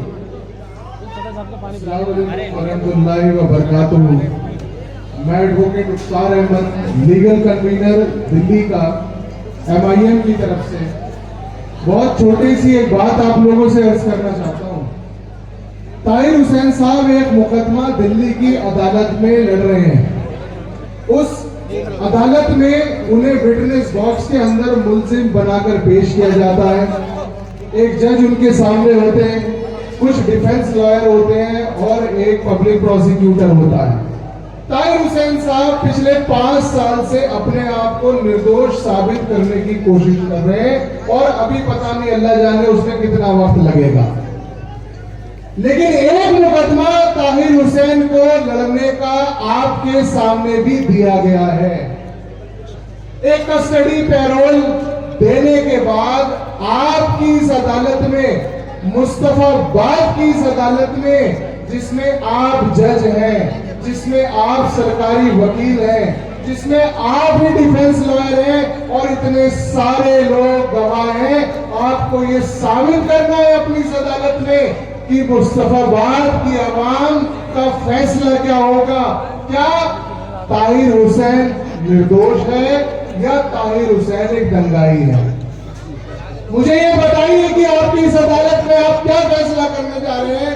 क्या ताहिर हुसैन ने दंगा कराया था? ताहिर हुसैन को आपको वोट देना है 5 तारीख को। और इस मुकदमे के अंदर ना हमें किसी वकील की जरूरत है, ना हमें किसी जज की जरूरत है, ना हमें किसी पब्लिक प्रोसिक्यूटर की जरूरत है। 70 विधानसभाओं का इलेक्शन हो रहा है, 70 कैंडिडेट लड़ रहे हैं, सब आजादी से लड़ रहे हैं। किसी को भी दिन और रात की कैद नहीं है, किसी को अपने घर जाने से ममानियत नहीं है। एक विधानसभा का कैंडिडेट दूसरे विधानसभा जा सकता है, लेकिन आपका यह अनोखा कैंडिडेट जब सूरज निकलता है तो उसे छोड़ा जाता है, सूरज डूबने से पहले उसे जेल जाना है। उसके साथ मिलने वाले लोगों की एक लिमिटेड दायरा है। इन हालातों के अंदर ये शख्स जिसका नाम ताहिर हुसैन है, हुसैन अलैहिस्सलाम के मानने वालों, हुसैन अपना मुकदमा 1400 साल में नहीं हारे। और मुझे उम्मीद है आप लोगों से कि ये मुकदमा जो मुस्तफाबाद की अदालत में चल रहा है 5 तारीख को आप जिता कर जाएंगे। बहुत बहुत शुक्रिया। 1400 साल की तारीख गवाह है, ना हम शैतान से हारे, ना हम हैवान से हारे। और यही सोच के जालिम अभी तक तेरी जान बची है। हम शिकारी हैं मगर हमने कुत्ते नहीं मारे। मैं आवाज देता हूँ शादाब साहब को जो ताहिर साहब के बेटे हैं, आपसे गुजारिश करने के लिए अपने वालिद का पैगाम लेकर आए हैं। मैं गुजारिश करूंगा शादाब साहब जोरदार तालियों से इस्तकबाल कीजिए। एक नौजवान आपकी लड़ाई लड़ने के लिए मुसलसल मैदान में जमा हुआ है।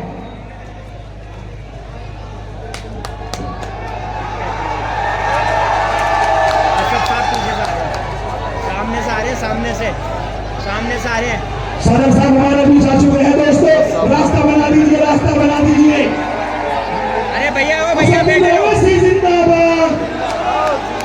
देखो देखो कौन आया, देखो देखो कौन आया, देखो देखो कौन आया, देखो देखो कौन आया, देखो देखो कौन आया, देखो देखो कौन आया। अपनी क़यादत जिंदाबाद, जिंदाबाद, जिंदाबाद। अपना नेता जिंदाबाद, जिंदाबाद, जिंदाबाद। देखो देखो कौन आया, देखो देखो कौन आया, देखो देखो कौन आया, देखो देखो कौन आया।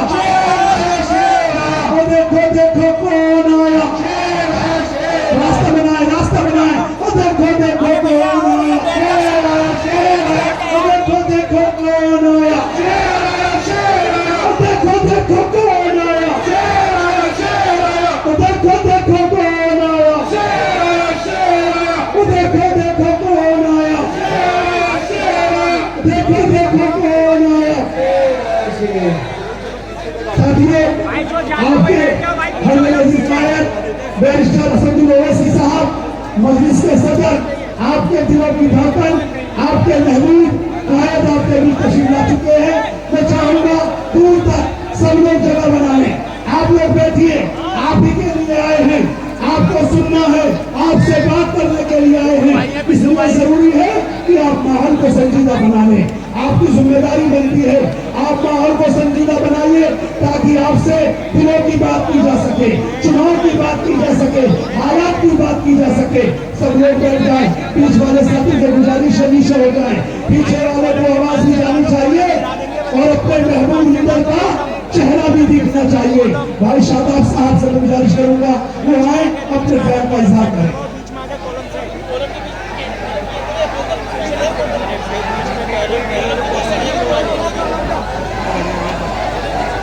कॉलम के पास से हट जाए, आपको आवाज नहीं आनी है। देखो ऐसा करोगे, ये आपका प्रोग्राम है, आपकी जिम्मेदारी बनती है।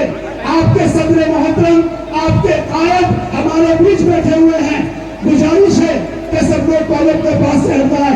इधर देखे मेरे भाई, पीछे न देखे, माहौल खराब न करें। प्रशासन के लोगों से गुजारिश है, इधर साथी लोगों को अलग कर दीजिए, पहले हो जाइए, ऐसा न करें प्लीज। देखो ऐसा न करो, ये किसी दुश्मन की चाल भी हो सकती है, या किसी विरोधी की चाल भी हो सकती है। ये शैतान बनाकर किसी को तुम्हारे बीच में छोड़ा गया हो, इसलिए रुक जाइए आप लोग। अरे कॉलम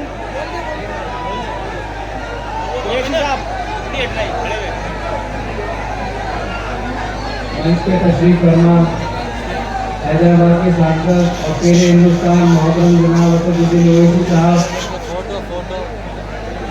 दिल्ली के सदर मोहतरम जनाब सैयद जामई साहब, AMIM पार्टी के सभी पदाधिकारीगण और इस जनसभा में मौजूद हमारे सभी बड़े बुजुर्गों, भाइयों, नौजवान साथियों, हमारी माएँ बहनें, अस्सलाम वालेकुम वरहमतुल्लाहि वबरकातुहू। हाज़रीन इकराम, मैं आपके दरमियान में अपने वालिद साहब के लिए वोट की गुजारिश करने के लिए आया हूँ। 5 साल पहले वो एक हादसा हमारे घर के ऊपर और पूरे इलाके में ऐसा बीता था जिसकी वजह से हमारा पूरा घर उजड़ गया, इलाके के आवाम को बदनाम किया गया और हमारे परिवार को नाइंसाफी के अंधेरे में अकेला छोड़ दिया गया। मेरे वालिद साहब के ऊपर कई सारे झूठे मुकदमे लगाकर उनको जेल की सलाखों के पीछे भेज दिया गया। इस परेशानी की वजह से हमारे परिवार को कई सारी तकलीफों का सामना करना पड़ा और आज भी करना पड़ रहा है। कई सारे जुल्म हमने बाहर रहकर झेले और कई सारे जुल्म मेरे वालिद साहब ने आज भी जेल के अंदर आप सभी से दूर रहकर झेल रहे हैं। मेरे वालिद साहब ने हमेशा हिंदू मुस्लिम भाईचारे को आगे रखकर काम किया है, लेकिन उनके ऊपर ऐसे ऐसे मुकदमे लगाए हैं जो सच्चाई से जिनका कोई लेना देना नहीं है। आज उनकी आवाज सिर्फ मेरी नहीं बल्कि मुस्तफाबाद की आवाज बन चुकी है। पूरे 5 साल आज उनको आने वाली 24 तारीख को पूरे 5 साल जेल के अंदर हो जाएंगे। अल्फाज छोटा है लेकिन अरसा बहुत बड़ा है। जेल में रहते हुए उनकी आंखों की रोशनी में भी बहुत कम होती जा रही है। उनको कई सारी बीमारियों का सामना करना पड़ रहा है। हमारे जो कारोबार वगैरह था वो सब भी बिल्कुल खत्म हो गया और आज तक एक बहुत परेशानी हमारे ऊपर है। और ये चुनाव में आज वालिद साहब आपके सामने हैं। जिस तरीके से मीडिया ने मेरे वालिद साहब को बदनाम किया है, जो दाग हम सभी लोगों पर लगाया है, हम सब लोग मिलकर के इस चुनाव के जरिए उस दाग को हटा सकते हैं। हम अपने वोट के जरिए उनकी बेगुनाही साबित कर सकते हैं। जो सच्चाई है जिसको दबाया गया, हम उस सच्चाई को इस चुनाव के जरिए से आवाम के सामने रख सकते हैं, पूरे देश के सामने रख सकते हैं। लिहाजा मैं आप सभी हजरात से गुजारिश करता हूं कि आने वाली 5 तारीख को बैलेट नंबर 7 पर पतंग के निशान पर वोट करके इस इत्तेहाद को जीत में तब्दील करें। मेरे वालिद साहब को जो पैरोल कस्टडी मिली है उसमें वो सुबह आते हैं और उनको 5 बजे हमसे दूर वापस ले जाया जाता है। उन्होंने मुझे एक पैगाम आप तक पहुंचाने को कहा है, जो कि एक शायरी के अंदाज में उन्होंने लिखा है आप सभी हजरात के लिए, जो मैं आपको पढ़ के सुनाना चाहता हूँ। वो कहते हैं कि बदलते वक्त का एहसास जरा तुम भी समझ लेना, छलकते आंसुओं की लाज जरा तुम भी रख लेना। बदलते वक्त का एहसास जरा तुम भी समझ लेना, छलकते आंसुओं की लाज जरा तुम भी रख लेना। निभाकर भुलाकर हर गिला शिकवा मुझे अपना बना लेना, देकर वोट तुम अपना मुझे नई जिंदगी देना। ताहिर कल भी तुम्हारा था, ताहिर आज भी तुम्हारा है, रखूंगा सर को ऊंचा मैं तुम्हारा, ये वादा मेरा है। मेरे वालिद साहब अंदर से कह रहे हैं, ताहिर कल भी तुम्हारा था, ताहिर आज भी तुम्हारा है, रखूंगा सर को ऊंचा मैं तुम्हारा, ये वादा मेरा है। निभाकर हर रिश्ता अपना मेरा बस साथ दे देना, देकर वोट तुम अपना मुझे नई जिंदगी देना। मोहब्बत भाईचारे का पुराना वक्त भी लाना है, मुस्तफाबाद वालों से मेरा ये खास कहना है। मोहब्बत भाईचारे का पुराना वक्त भी लाना है, मुस्तफाबाद वालों से मेरा ये खास कहना है। हुकूमत हो किसी की भी मगर इंसाफ कर देना, देकर वोट तुम अपना मुझे नई जिंदगी देना। बंदिशें हैं जहां दिन रात उसे तिहाड़ कहते हैं, तुम्हारी याद में रहकर के कुछ सपने भी देखे हैं। बंदिशें हैं जहां दिन रात उसे तिहाड़ कहते हैं, तुम्हारी याद में रहकर के कुछ सपने भी देखे हैं। मिटा दूंगा हस्ती को मैं अपनी, बस आवाज दे देना, देकर वोट तुम अपना मुझे नई जिंदगी देना। खुदा के वास्ते तुम यूं मुझे मायूस ना करना, हुआ जो जुल्म हम पर है उसे यूं ना भुला देना। खुदा के वास्ते तुम यूं मुझे मायूस ना करना, हुआ जो जुल्म हम पर है उसे यूं ना भुला देना। पीड़ित हूं मैं अपराधी नहीं, जमाने को बता देना, देकर वोट तुम अपना पतन पे ताहिर हुसैन को जिता देना। हाज़रीन किराम, मेरे वालिद साहब आज भले ही उनको 5 साल जेल की सलाखों के पीछे हो गए हैं, लेकिन आज भी वो मजबूत हैं। वो हमेशा आपके लिए खड़े रहे और आगे भी इंशाअल्लाह खड़े रहेंगे, लेकिन आज उनको आपकी जरूरत है। तो आप सब मुझे बताएं कि आप आने वाली 5 तारीख को उनका साथ देंगे? क्या आप सभी हजरात और जिताएंगे? तो मेरे साथ एक जोरदार नारा लगाएं, हाजी ताहिर हुसैन, हाजी ताहिर हुसैन। बैरिस्टर रसूलुद्दीन ओवैसी साहब, बैरिस्टर रसूलुद्दीन ओवैसी साहब, मुस्तफाबाद की आवाम, मुस्तफाबाद की आवाम। मैं आप सभी हजरात का तहे दिल से शुक्रगुजार हूँ कि आप सब लोग यहाँ पर आए। मैं इन्हीं अल्फाज के साथ अपनी बात को खत्म करता हूँ। बहुत बहुत शुक्रिया। अस्सलाम वालेकुम। आइए मैं दिल्ली प्रदेश के अध्यक्ष डॉक्टर शोएब जमाई साहब से गुजारिश करूंगा, वो आए अपने ख्याल का ऐसा जोरदार तालियों से इस्तकबाल कीजिए आपके दिल्ली प्रदेश के अध्यक्ष। मंच पर मौजूद सदर मजलिस बैरिस्टर रसूलुद्दीन ओवैसी साहब, ताहिर हुसैन साहब के अहले मुकर्रमा ज़्यादा, हमारे यूपी से आए हुए मेहमान, यहाँ के नौजवान साथी, संगठन के हमारे साथी, मुस्तफाबाद की आवाम पर नसीबी। आज क्योंकि हम लोग इस चुनावी माहौल के और इस प्रचार के आखिरी मरहलों में चल रहे हैं, चंद ही दिन बचे हैं और उसके बाद वो फैसले की घड़ी आने वाली है। उस दिन 5 तारीख को आप सब ने एक अहम फैसला लेना है, लेकिन उससे पहले सदर मजलिस की मौजूदगी में चंद बातें आप सबसे साझा कर रहा हूं, जो आज कोई जज्बाती तकरीर नहीं है। कि जब पहली बार ताहिर हुसैन साहब के परिवार से हमारी टीम और हम मिलने गए, तो आज से 6, 7, 8 महीने पहले की बात, तो परिवार ने ये कहा, शादाब यहाँ मौजूद हैं, कि 5 साल हो गए हमारे पापा को 4.5 साल हो गए उनको जेल गए हुए। आज तक किसी पार्टी ने, कोई सेकुलर नाम निहाद पार्टी ने ना पापा के बारे में कोई हालचाल पूछा, ना परिवार का कोई खैर खैरियत पूछा। 4.5 सालों में पहली बार MIM ही है वो पार्टी और आप लोग हैं जो पहली बार आकर के हमारा हाल चाल पूछ रहे हैं। और ये बात जब हमने सदर मजलिस को बताई तो उन्होंने कहा कि इंशाअल्लाह हम उनके लिए जो कुछ कर सकते हैं वो करेंगे। जब पिछले दिनों टिकट के अनाउंसमेंट से कुछ अर्सा पहले सदर मजलिस के साथ हमारी मौजूदगी में ताहिर हुसैन साहब की अहलिया मोहतरमा और उनके बच्चे से मुलाकात हुई तो सदर साहब ने ये कहा कि देखिए चुनाव तो आते जाते रहेंगे, सियासत होती रहेगी, लेकिन हम ये चाहते हैं कि ताहिर हुसैन साहब जेल से बाहर आने चाहिए, उनके परिवार की तकलीफ दूर होनी चाहिए। और आज वो जो हमारा एक मकसद था उस मकसद में काफी हद तक हम कामयाब हुए हैं। एक तरफ वो पार्टी है जो अरविंद केजरीवाल, जिस पार्टी के लिए ताहिर हुसैन साहब ने अपनी जिंदगी के 10 साल लगाए और मुस्तफाबाद के अंदर उस पार्टी को खड़ा किया था। जब मुसीबत आई तो उन्होंने कहा कि ताहिर हुसैन को दोगुनी सजा दो और उसको पार्टी से निकाल दिया।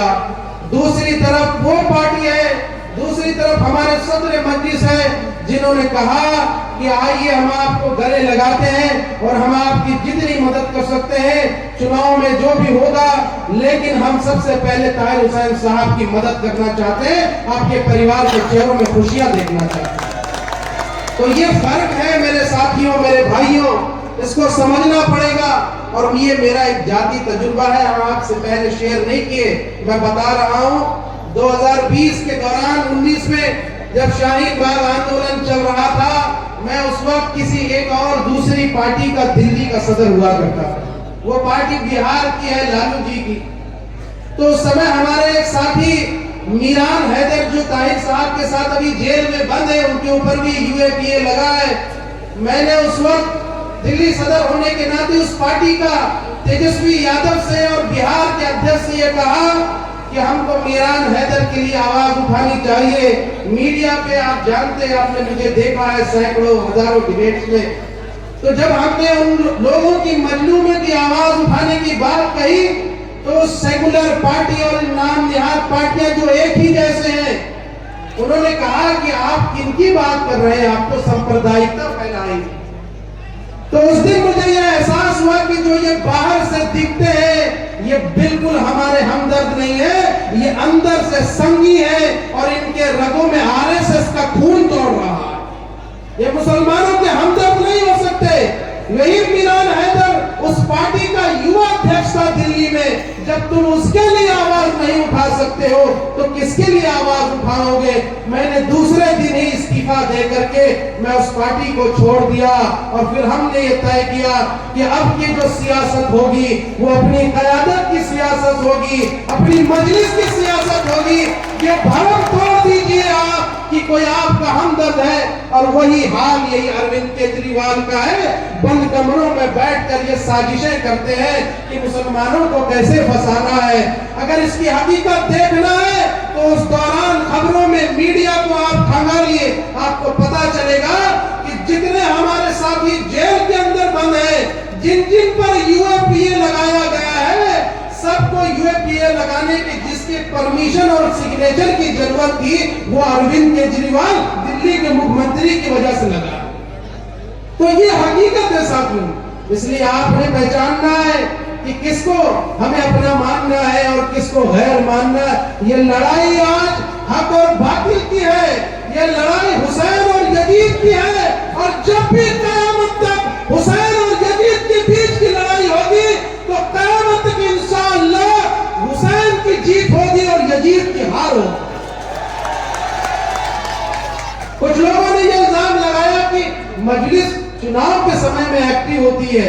साथियों, आज वक्त नहीं है, मुख्तसर है, लेकिन आपसे कह रहा हूं कि जब दिल्ली में पिछले 1 सालों से जब कोई अपोजिशन का काम नहीं हो रहा था, तो कांग्रेस से भी ज्यादा अपोजिशन का काम दिल्ली MIM के लोगों ने किया है। हर वो मौका जहां जहां मुसलमानों के साथ जुल्म हुआ वहां MIM की टीम आकर के उन्होंने काम किया है। आपको याद होगा इसी शास्त्री पार्क में मुसलमानों को रोहिंग्या बांग्लादेशी बोलकर जो है रोहिंग्या बांग्लादेशी बोलकर भगाया जा रहा था। इस टीम ने वो काम किया जो उसके बाद उनको जेल भिजा दी और अब वो रोते। तो इसलिए मेरे साथियों, MIM ने हर जगह आवाज उठाई है। हम ही वो पार्टी है जिन्होंने हिमाचल और शिमला संजौली के मुद्दे पर यहाँ कांग्रेस के राष्ट्रीय कार्यालय को घेरने का भी काम किया था। तो मैं अपने साथियों का भी शुक्रगुजार हूँ। आज हम उस मकसद में कामयाब हो रहे हैं। ये सियासत है, कुछ भी हो सकता है, हम रहे ना रहे, लेकिन हमें इस बात का फक्र रहेगा और हमें इस बात को याद रहेगा कि वो जो दो परिवार जो अपने बाप से मिलना चाहते थे, जो बेटियां अपने बाप से मिलना चाहती थी, उसको उनके परिवारों से मिलाने का, उनके चेहरों में खुशियां लाने का काम मजलिस ने किया है, MIM ने किया। और इसके लिए मैं सदर मजलिस का शुक्रिया अदा करना चाहता हूँ। मुझे उम्मीद है कि आप मायूस नहीं करेंगे। जो भरोसा सदर मजलिस ने आप पर दिखाया है, जो भरोसा पार्टी ने आपके जज्बातों पर दिखाया है, आप उसका मान रखेंगे। और 5 तारीख को इंशाअल्लाह आपको एक एक चीज का हिसाब लेना है और ताहिर हुसैन साहब के पक्ष में 7 नंबर बटन पर बटन दबाकर आप उनको कामयाब करना है। करेंगे ना इंशाअल्लाह? इंशाअल्लाह। अस्सलाम वालेकुम। उनसे गुजारिश करूंगा कि वो भी आए और अपील करेंगे आपसे गौर से सुनिए एक अल्फाज को। अजय शर्मा जी।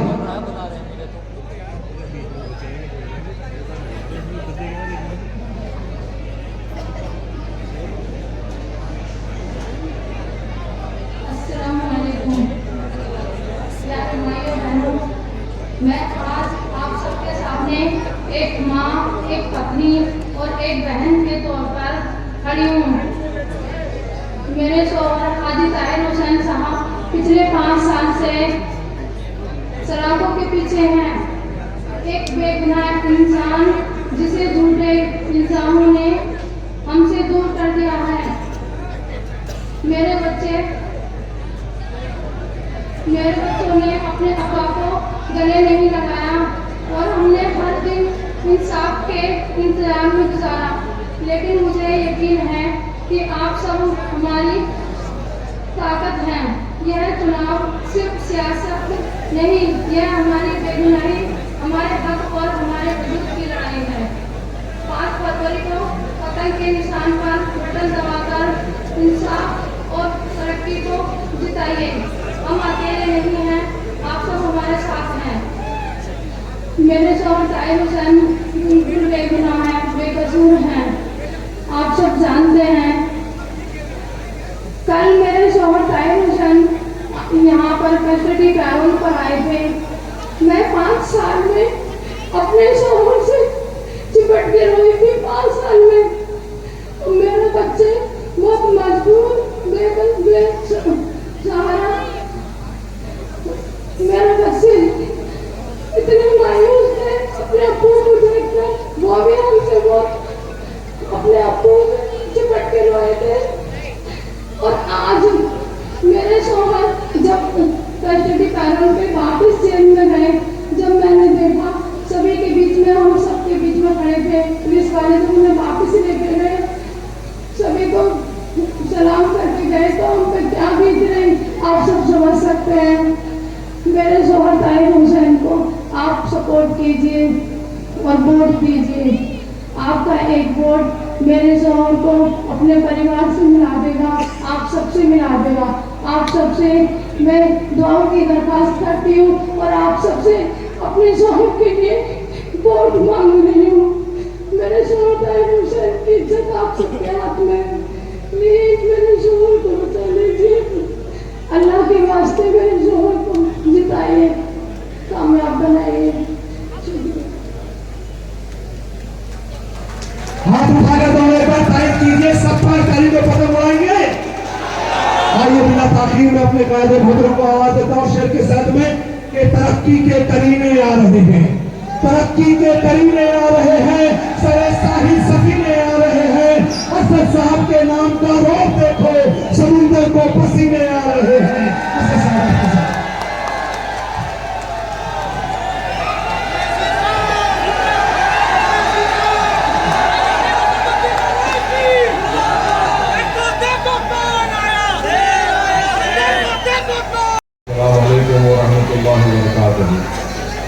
मौजूद हाजिर एहतराम बुजुर्गान कौम और मिलत, मेरी सरदार माँ और बहनों, भाइयों, नौजवान साथियों, मंच पर तशरीफ फरमा दिल्ली प्रदेश के अध्यक्ष सदर जनाब शोएब जानाई साहब, ताराब ताहिर साहब, मेहताब चौहान साहब, जो उत्तर प्रदेश से तशरीफ आए हैं, मजलिस इत्तेहादुल मुस्लिमीन के जिम्मेदार हैं, फखरुद्दीन अंसारी साहब, फखरुद्दीन साहब, अजहर अंसारी साहब, मोहम्मद अकरम साहब, आसिफ अंसारी साहब, डॉक्टर रिशाद साहब, इरफान मलिक साहब, अरशद अशरफी साहब,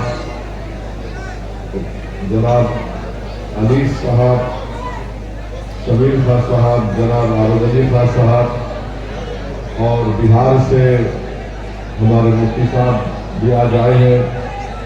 मेरे अजीज दोस्तों और बुजुर्गों, आप जानते हैं कि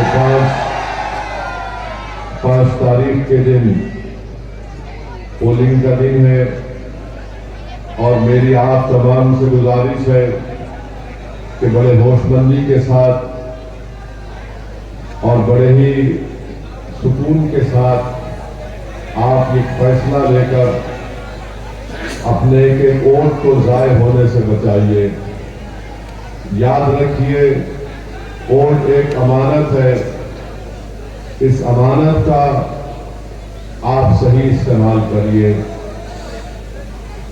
जो पार्टी आपके सामने है, चाहे वो आम आदमी हो, कांग्रेस हो, बीजेपी हो, इन तीनों पार्टी के उम्मीदवार मुस्तफाबाद के नहीं है। सिर्फ एक ही शख्स जो मुस्तफाबाद की गली कूचों से वाकिफ है, जिसकी आपने सरपरस्ती की, जिससे आपने मोहब्बत की, जिसने आपको चाहा, और जब बुरा वक्त आया तो उसने अपनों के लिए अपना सब कुछ कुर्बान कर दिया, और इसीलिए वो 5 साल से आज जेल में उसको रख दिया गया। मेरे अजीज दोस्तों और बुजुर्गों, मुझे यकीन है कि हमारी अदालतें इंसाफ करेगी और इंशाअल्लाह ताला इंसाफ होगा। मगर आज हम अवाम के दरबार में हैं और अवाम को भी एक पैगाम देना है। अगर आप ताहिर हुसैन को कामयाब करेंगे अपने वोट के जरिए, अपने दुआओं के जरिए, तो याद रखिए ये इंसाफ की कामयाबी होगी, ये मुस्तफाबाद की कामयाबी होगी, ये फिरका परस्ती की शिकस्त होगी, और ये उन तमाम ताकतों को आप एक मुंहतोड़ जवाब देंगे जमहूरी तरीके से, जिन्होंने मंसूबाबंद तरीके से दिल्ली में फसाद करवाया, और उसके बाद हम देखते हैं कि कई मासूम लोग आज जेल में उनकी जिंदगियां बर्बाद होकर रह गई हैं।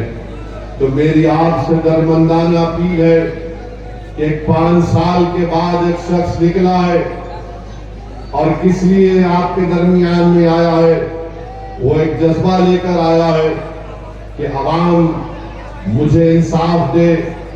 वो एक जज्बा लेकर आया है कि मैं मुस्तफाबाद की अवाम की खिदमत करना चाहता हूं। 5 साल जेल में रहना कोई मामूली बात नहीं है। मुझे भी जेल जाने का कई मरतबा मौका मिला, मगर जेल एक आसान चीज नहीं होती है मेरे भाई। ना वहां पर आपको घड़ी पहनने की इजाजत होती है, ना वहां पर आपको किसी से मिलने की इजाजत होती है। हाँ, कोई तयशुदा वक्त होगा, मगर 5 साल के बाद ये लोग आते हैं और इनका वक्त भी इलेक्शन कैंपेन में जाता है। तो मेरी आपसे दरमंदाना अपील है तमाम मुस्तफाबाद की आवाम से कि अपने के वोट का सही इस्तेमाल करिए। और आप जानते हैं मेरे अजीज दोस्तों और बुजुर्गों कि जहां पर बाबूनगर एरिया में A1 से 9 तक दिलशाद मस्जिद तक पूरी रोड खराब है। गली नंबर 1 में वहां पर ड्रेन का पानी आते रहता है। और यही केजरीवाल जो बड़े बड़े दावे किया था 850 करोड़ रुपये हर साल दिल्ली में कहता है कि मैं फ्री पानी दे रहा हूं एक घर को 20,000 लीटर। मैं केजरीवाल को कह रहा हूं छोटे रिचार्ज कभी इस जगह पर आ जाओ और आकर यहां पर जनता से कहो कि आपको हम फ्री में पानी दे रहे हैं। पानी की लाइन तो है मगर उसमें पानी नहीं आता है। आज गरीब परेशान है मगर केजरीवाल अपनी नाकामी को छुपाने के लिए केजरीवाल और मोदी मिलकर एक नूरा कुश्ती करते हैं कि यमुना के पानी में खुदा है, यमुना के पानी में इतना वो है। अरे 10 साल तुमको हो गए तुम्हारी पार्टी को सत्ता मिलकर, तुमने कौन सा काम किया मुस्तफाबाद में बताओ। आज उसने ऐलान किया था कि बिजली 250 यूनिट तक फ्री दी जाएगी। ये बात सच है या नहीं मुझे बताइए कि आपके घर में 250 यूनिट का बिल कभी 1 लाख रुपया आ जाता है तो कभी 60,000 रुपया आ जाता है। ये भी ठगने का काम आम आदमी पार्टी की केजरीवाल करती है। और फ्री बिजली के नाम पर केजरीवाल कहता है कि हम 3,250 करोड़ रुपए खर्चा कर रहे हैं।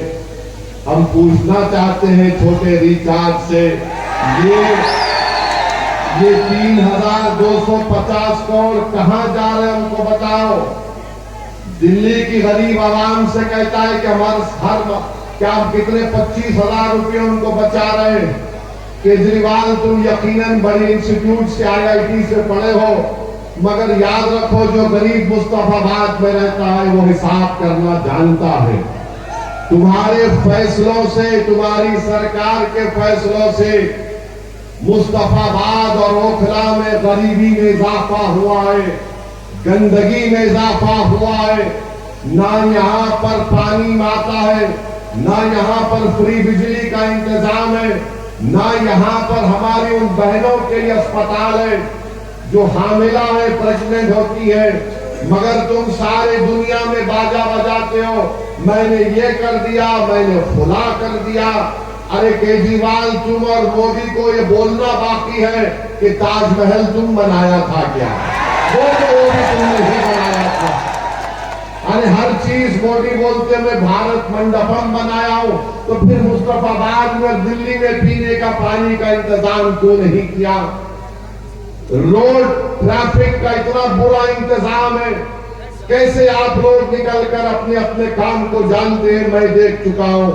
मेरे अजीज दोस्तों और बुजुर्गों, फिर आप देखते हैं कि यहां पर पोस्ट ऑफिस भी नहीं है। मोदी जी को पूछेंगे तो बोलेंगे मैं चाय बेच कर आया। ठीक है, बेचे होंगे आप, मगर गवर्नमेंट पोस्ट ऑफिस कहां है? बाबूनगर में। तो ये आपके मसाइल है, इसको हल करवाना बहुत जरूरी है। मेरी आपसे गुजारिश है कि आप जनाब ताहिर हुसैन साहब को देकर कामयाब करवाइए।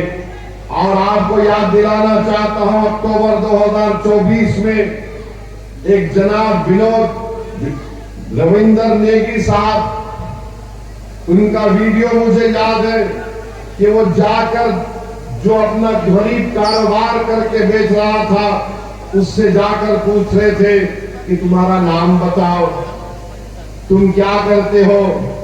अब वही रविंदर नेगी को पटपड़गंज से नरेंद्र मोदी की पार्टी ने उम्मीदवार बनाया। और वीडियो देखो, मोदी उसके पैर पड़ रहे हैं, मोदी उसके पैर पड़ रहे हैं। जो आकर आपका नाम पूछ रहा था, अबे अगर मेरी शादी हो गई तो मेरा नाम क्यों पूछ रहा है? तू बता। तू दरियाफ्ती करने आया किसी और चीज के लिए? तो बता हमको। मगर नरेंद्र मोदी ऐसे लोगों के पैर पड़ते हैं जो हमारे चेहरों को देखकर पूछते हैं कि बता तेरा नाम क्या है। हुआ ऐसे लोगों को उनसे बड़ी मोहब्बत होती है और मोदी जी बोलते हैं प्यारे तूने बड़ा अच्छा काम किया, जाकर ओवैसी से पूछा तेरा नाम क्या है, मैं तेरे पैर पड़ता हूं। मेरे अजीज दोस्तों और बुजुर्गों, मैं आपको ये बताना चाह रहा हूं कि यहाँ पर बहुत से तकालीफ और मसाइल है, इसको हल करने की जरूरत है। केजरीवाल कभी भी आपका नेता ना कभी था ना कभी रहेगा, मेरी इस बात को याद रख लो। आप आज हम पर इल्जाम लगाते हैं मजलिस के लड़ने से, टायर के लड़ने से वोट कट जाएगा। हम पूछना चाहते हैं क्या केजरीवाल ने आरएसएस के मोहन भागवत को खत क्यों लिखा? खत लिखकर क्या कहा उनसे? क्यों लिखा तुमने आरएसएस के लीडर को खत?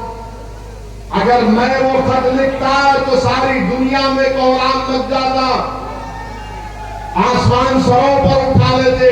मगर केजरीवाल खत लिखे तो जो हमको गाली देने वाले हो कह रहे नहीं उनके बड़े अब्बू हैं, उनको लिख सकते हैं। आप बताइए। और दिल्ली और जो 5 तारीख के दिन जो लोग झाड़ू को वोट देना चाह रहे, मैं तुमको एक पैगाम दे रहा हूं। पूरे भारत में कोविड के दौरान सबसे पहले आपको और मुझे बदनाम करने वाला कि हम सुपर स्प्रेडर हैं, तबलीगी जमात के खिलाफ केजरीवाल की सरकार ने लिखकर पुलिस ने एफआईआर दर्ज करवाया था।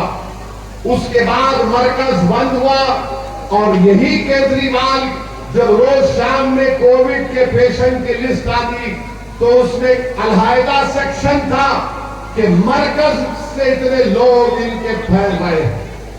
याद रखो, जो सबको बदनाम किया, तुमको मुझे सबको बदनाम किया, क्या वो तुम्हारे वोट का हकदार है? यकीनन आपके वोट का हकदार नहीं हो सकता। जिसने हमको सुपर स्प्रेडर बना दिया, जिसने हमको रुस्वा किया। और फिर याद रखिए, ये एफआईआर तुमने किया तो जब दंगा हुआ तुमने दंगाइयों के खिलाफ एफआईआर करा सकते थे ना। जब लॉ एंड ऑर्डर तुम्हारे पास नहीं है, अमित शाह के पास है, तो तुम एफआईआर को करा सकते थे। बताओ कितने एफआईआर तुमने करवाए? कुछ नहीं करवाए। और फिर 10 साल से आम आदमी पार्टी की सत्ता, मुख्यमंत्री केजरीवाल, एमएलए उनका हाजी साहब एमएलए थे।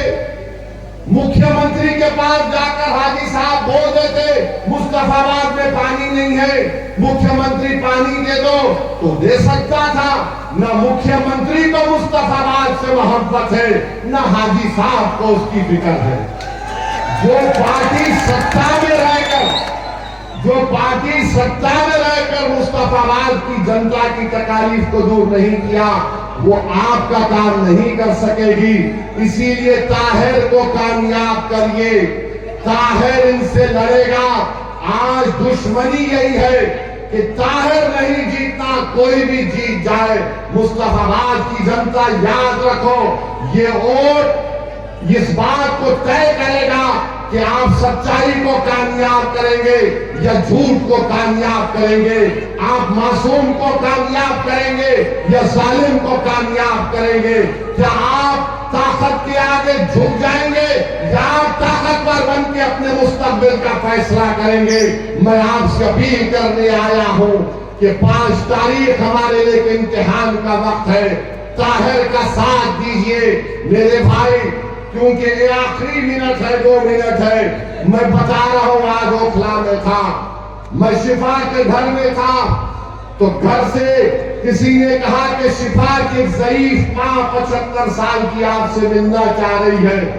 ज़ईफ खातून है, खड़े नहीं रह सक रही है। रोकर मेरा हाथ पकड़कर कहा कि ओवैसी साहब आपका शुक्रिया, 5 साल के बाद आपने शिफा को मुझसे मिला दिया। और उस शरीफ माँ ने क्या कहा, तसव्वुर करो कि तुम्हारी माँ है और तुम शिफा उठाए हो। उस माँ ने कहा कि जब मैंने अपने बेटे को 5 साल के बाद देखा तो मुझे यकीन नहीं आया मेरे बेटे की दाढ़ी सफेद हो गई। उस माँ ने कहा कि मेरी जिंदगी के चंद दिन बाकी हो, ओवैसी साहब मेरे बच्चे को बचा लो। क्या इस माँ की आंसुएं तुम्हारे दिलों में एक रहम पैदा करेगी? नहीं पैदा करेगी। ये ओखला और मुस्तफाबाद की जनता को तय करना। मेरे अजीज दोस्तों और बुजुर्गों, लोग कहेंगे कि ओवैसी जज्बात में ला रहा है। यकीनन जज्बात चाहता हूं। जिसके दिल में जज्बा नहीं है वो मुर्दा है। जिसके दिल में इन गरीबों से मोहब्बत नहीं है वो दिल नहीं कहलाएगा। अगर दिल है, धड़कता हुआ दिल है, तो बताओ इन लोगों को कि इंसाफ होगा। पैगाम दो उन लोगों को जो जेल में आज सड़ रहे कि तुम जेल में जरूर हो, मगर तुम्हारी माँ और बहनों की और तुम्हारी तकलीफ हम अपने सीने में महसूस करते हैं। और 5 तारीख के दिन कदम के निशान पर वोट देकर ताहिर हुसैन को और शिफा को कामयाब करिए, मुस्तफाबाद को कामयाब करिए, अपने इत्तेहाद को कामयाब करिए और अपनी एक आजाद सियासी आवाज को दिल्ली के विधानसभा में आप भिजाएंगे या नहीं भिजाएंगे? आज लाकर जवाब दीजिए। आप भिजाएंगे अपनी आवाज को? 5 तारीख के दिन बटन किस पर दबेगा? किस पर बटन दबेगा? किस पर बटन दबेगा? और हम कैसा निशान डाल के?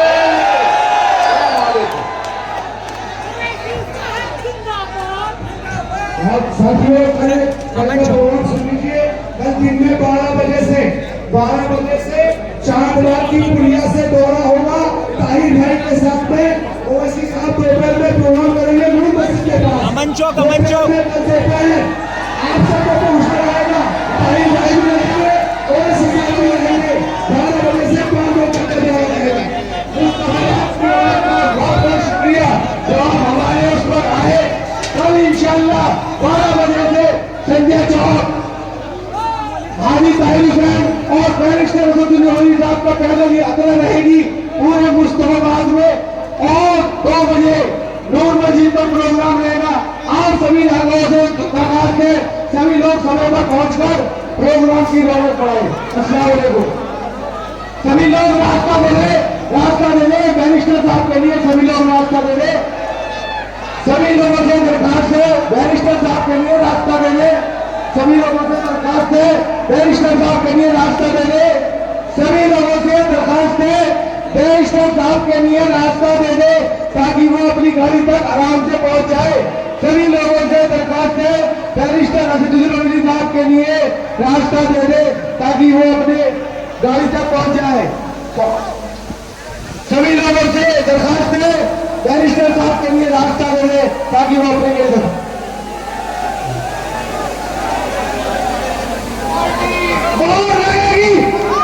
और लगेगी हाजी ताहिर हुसैन, हाजी ताहिर हुसैन।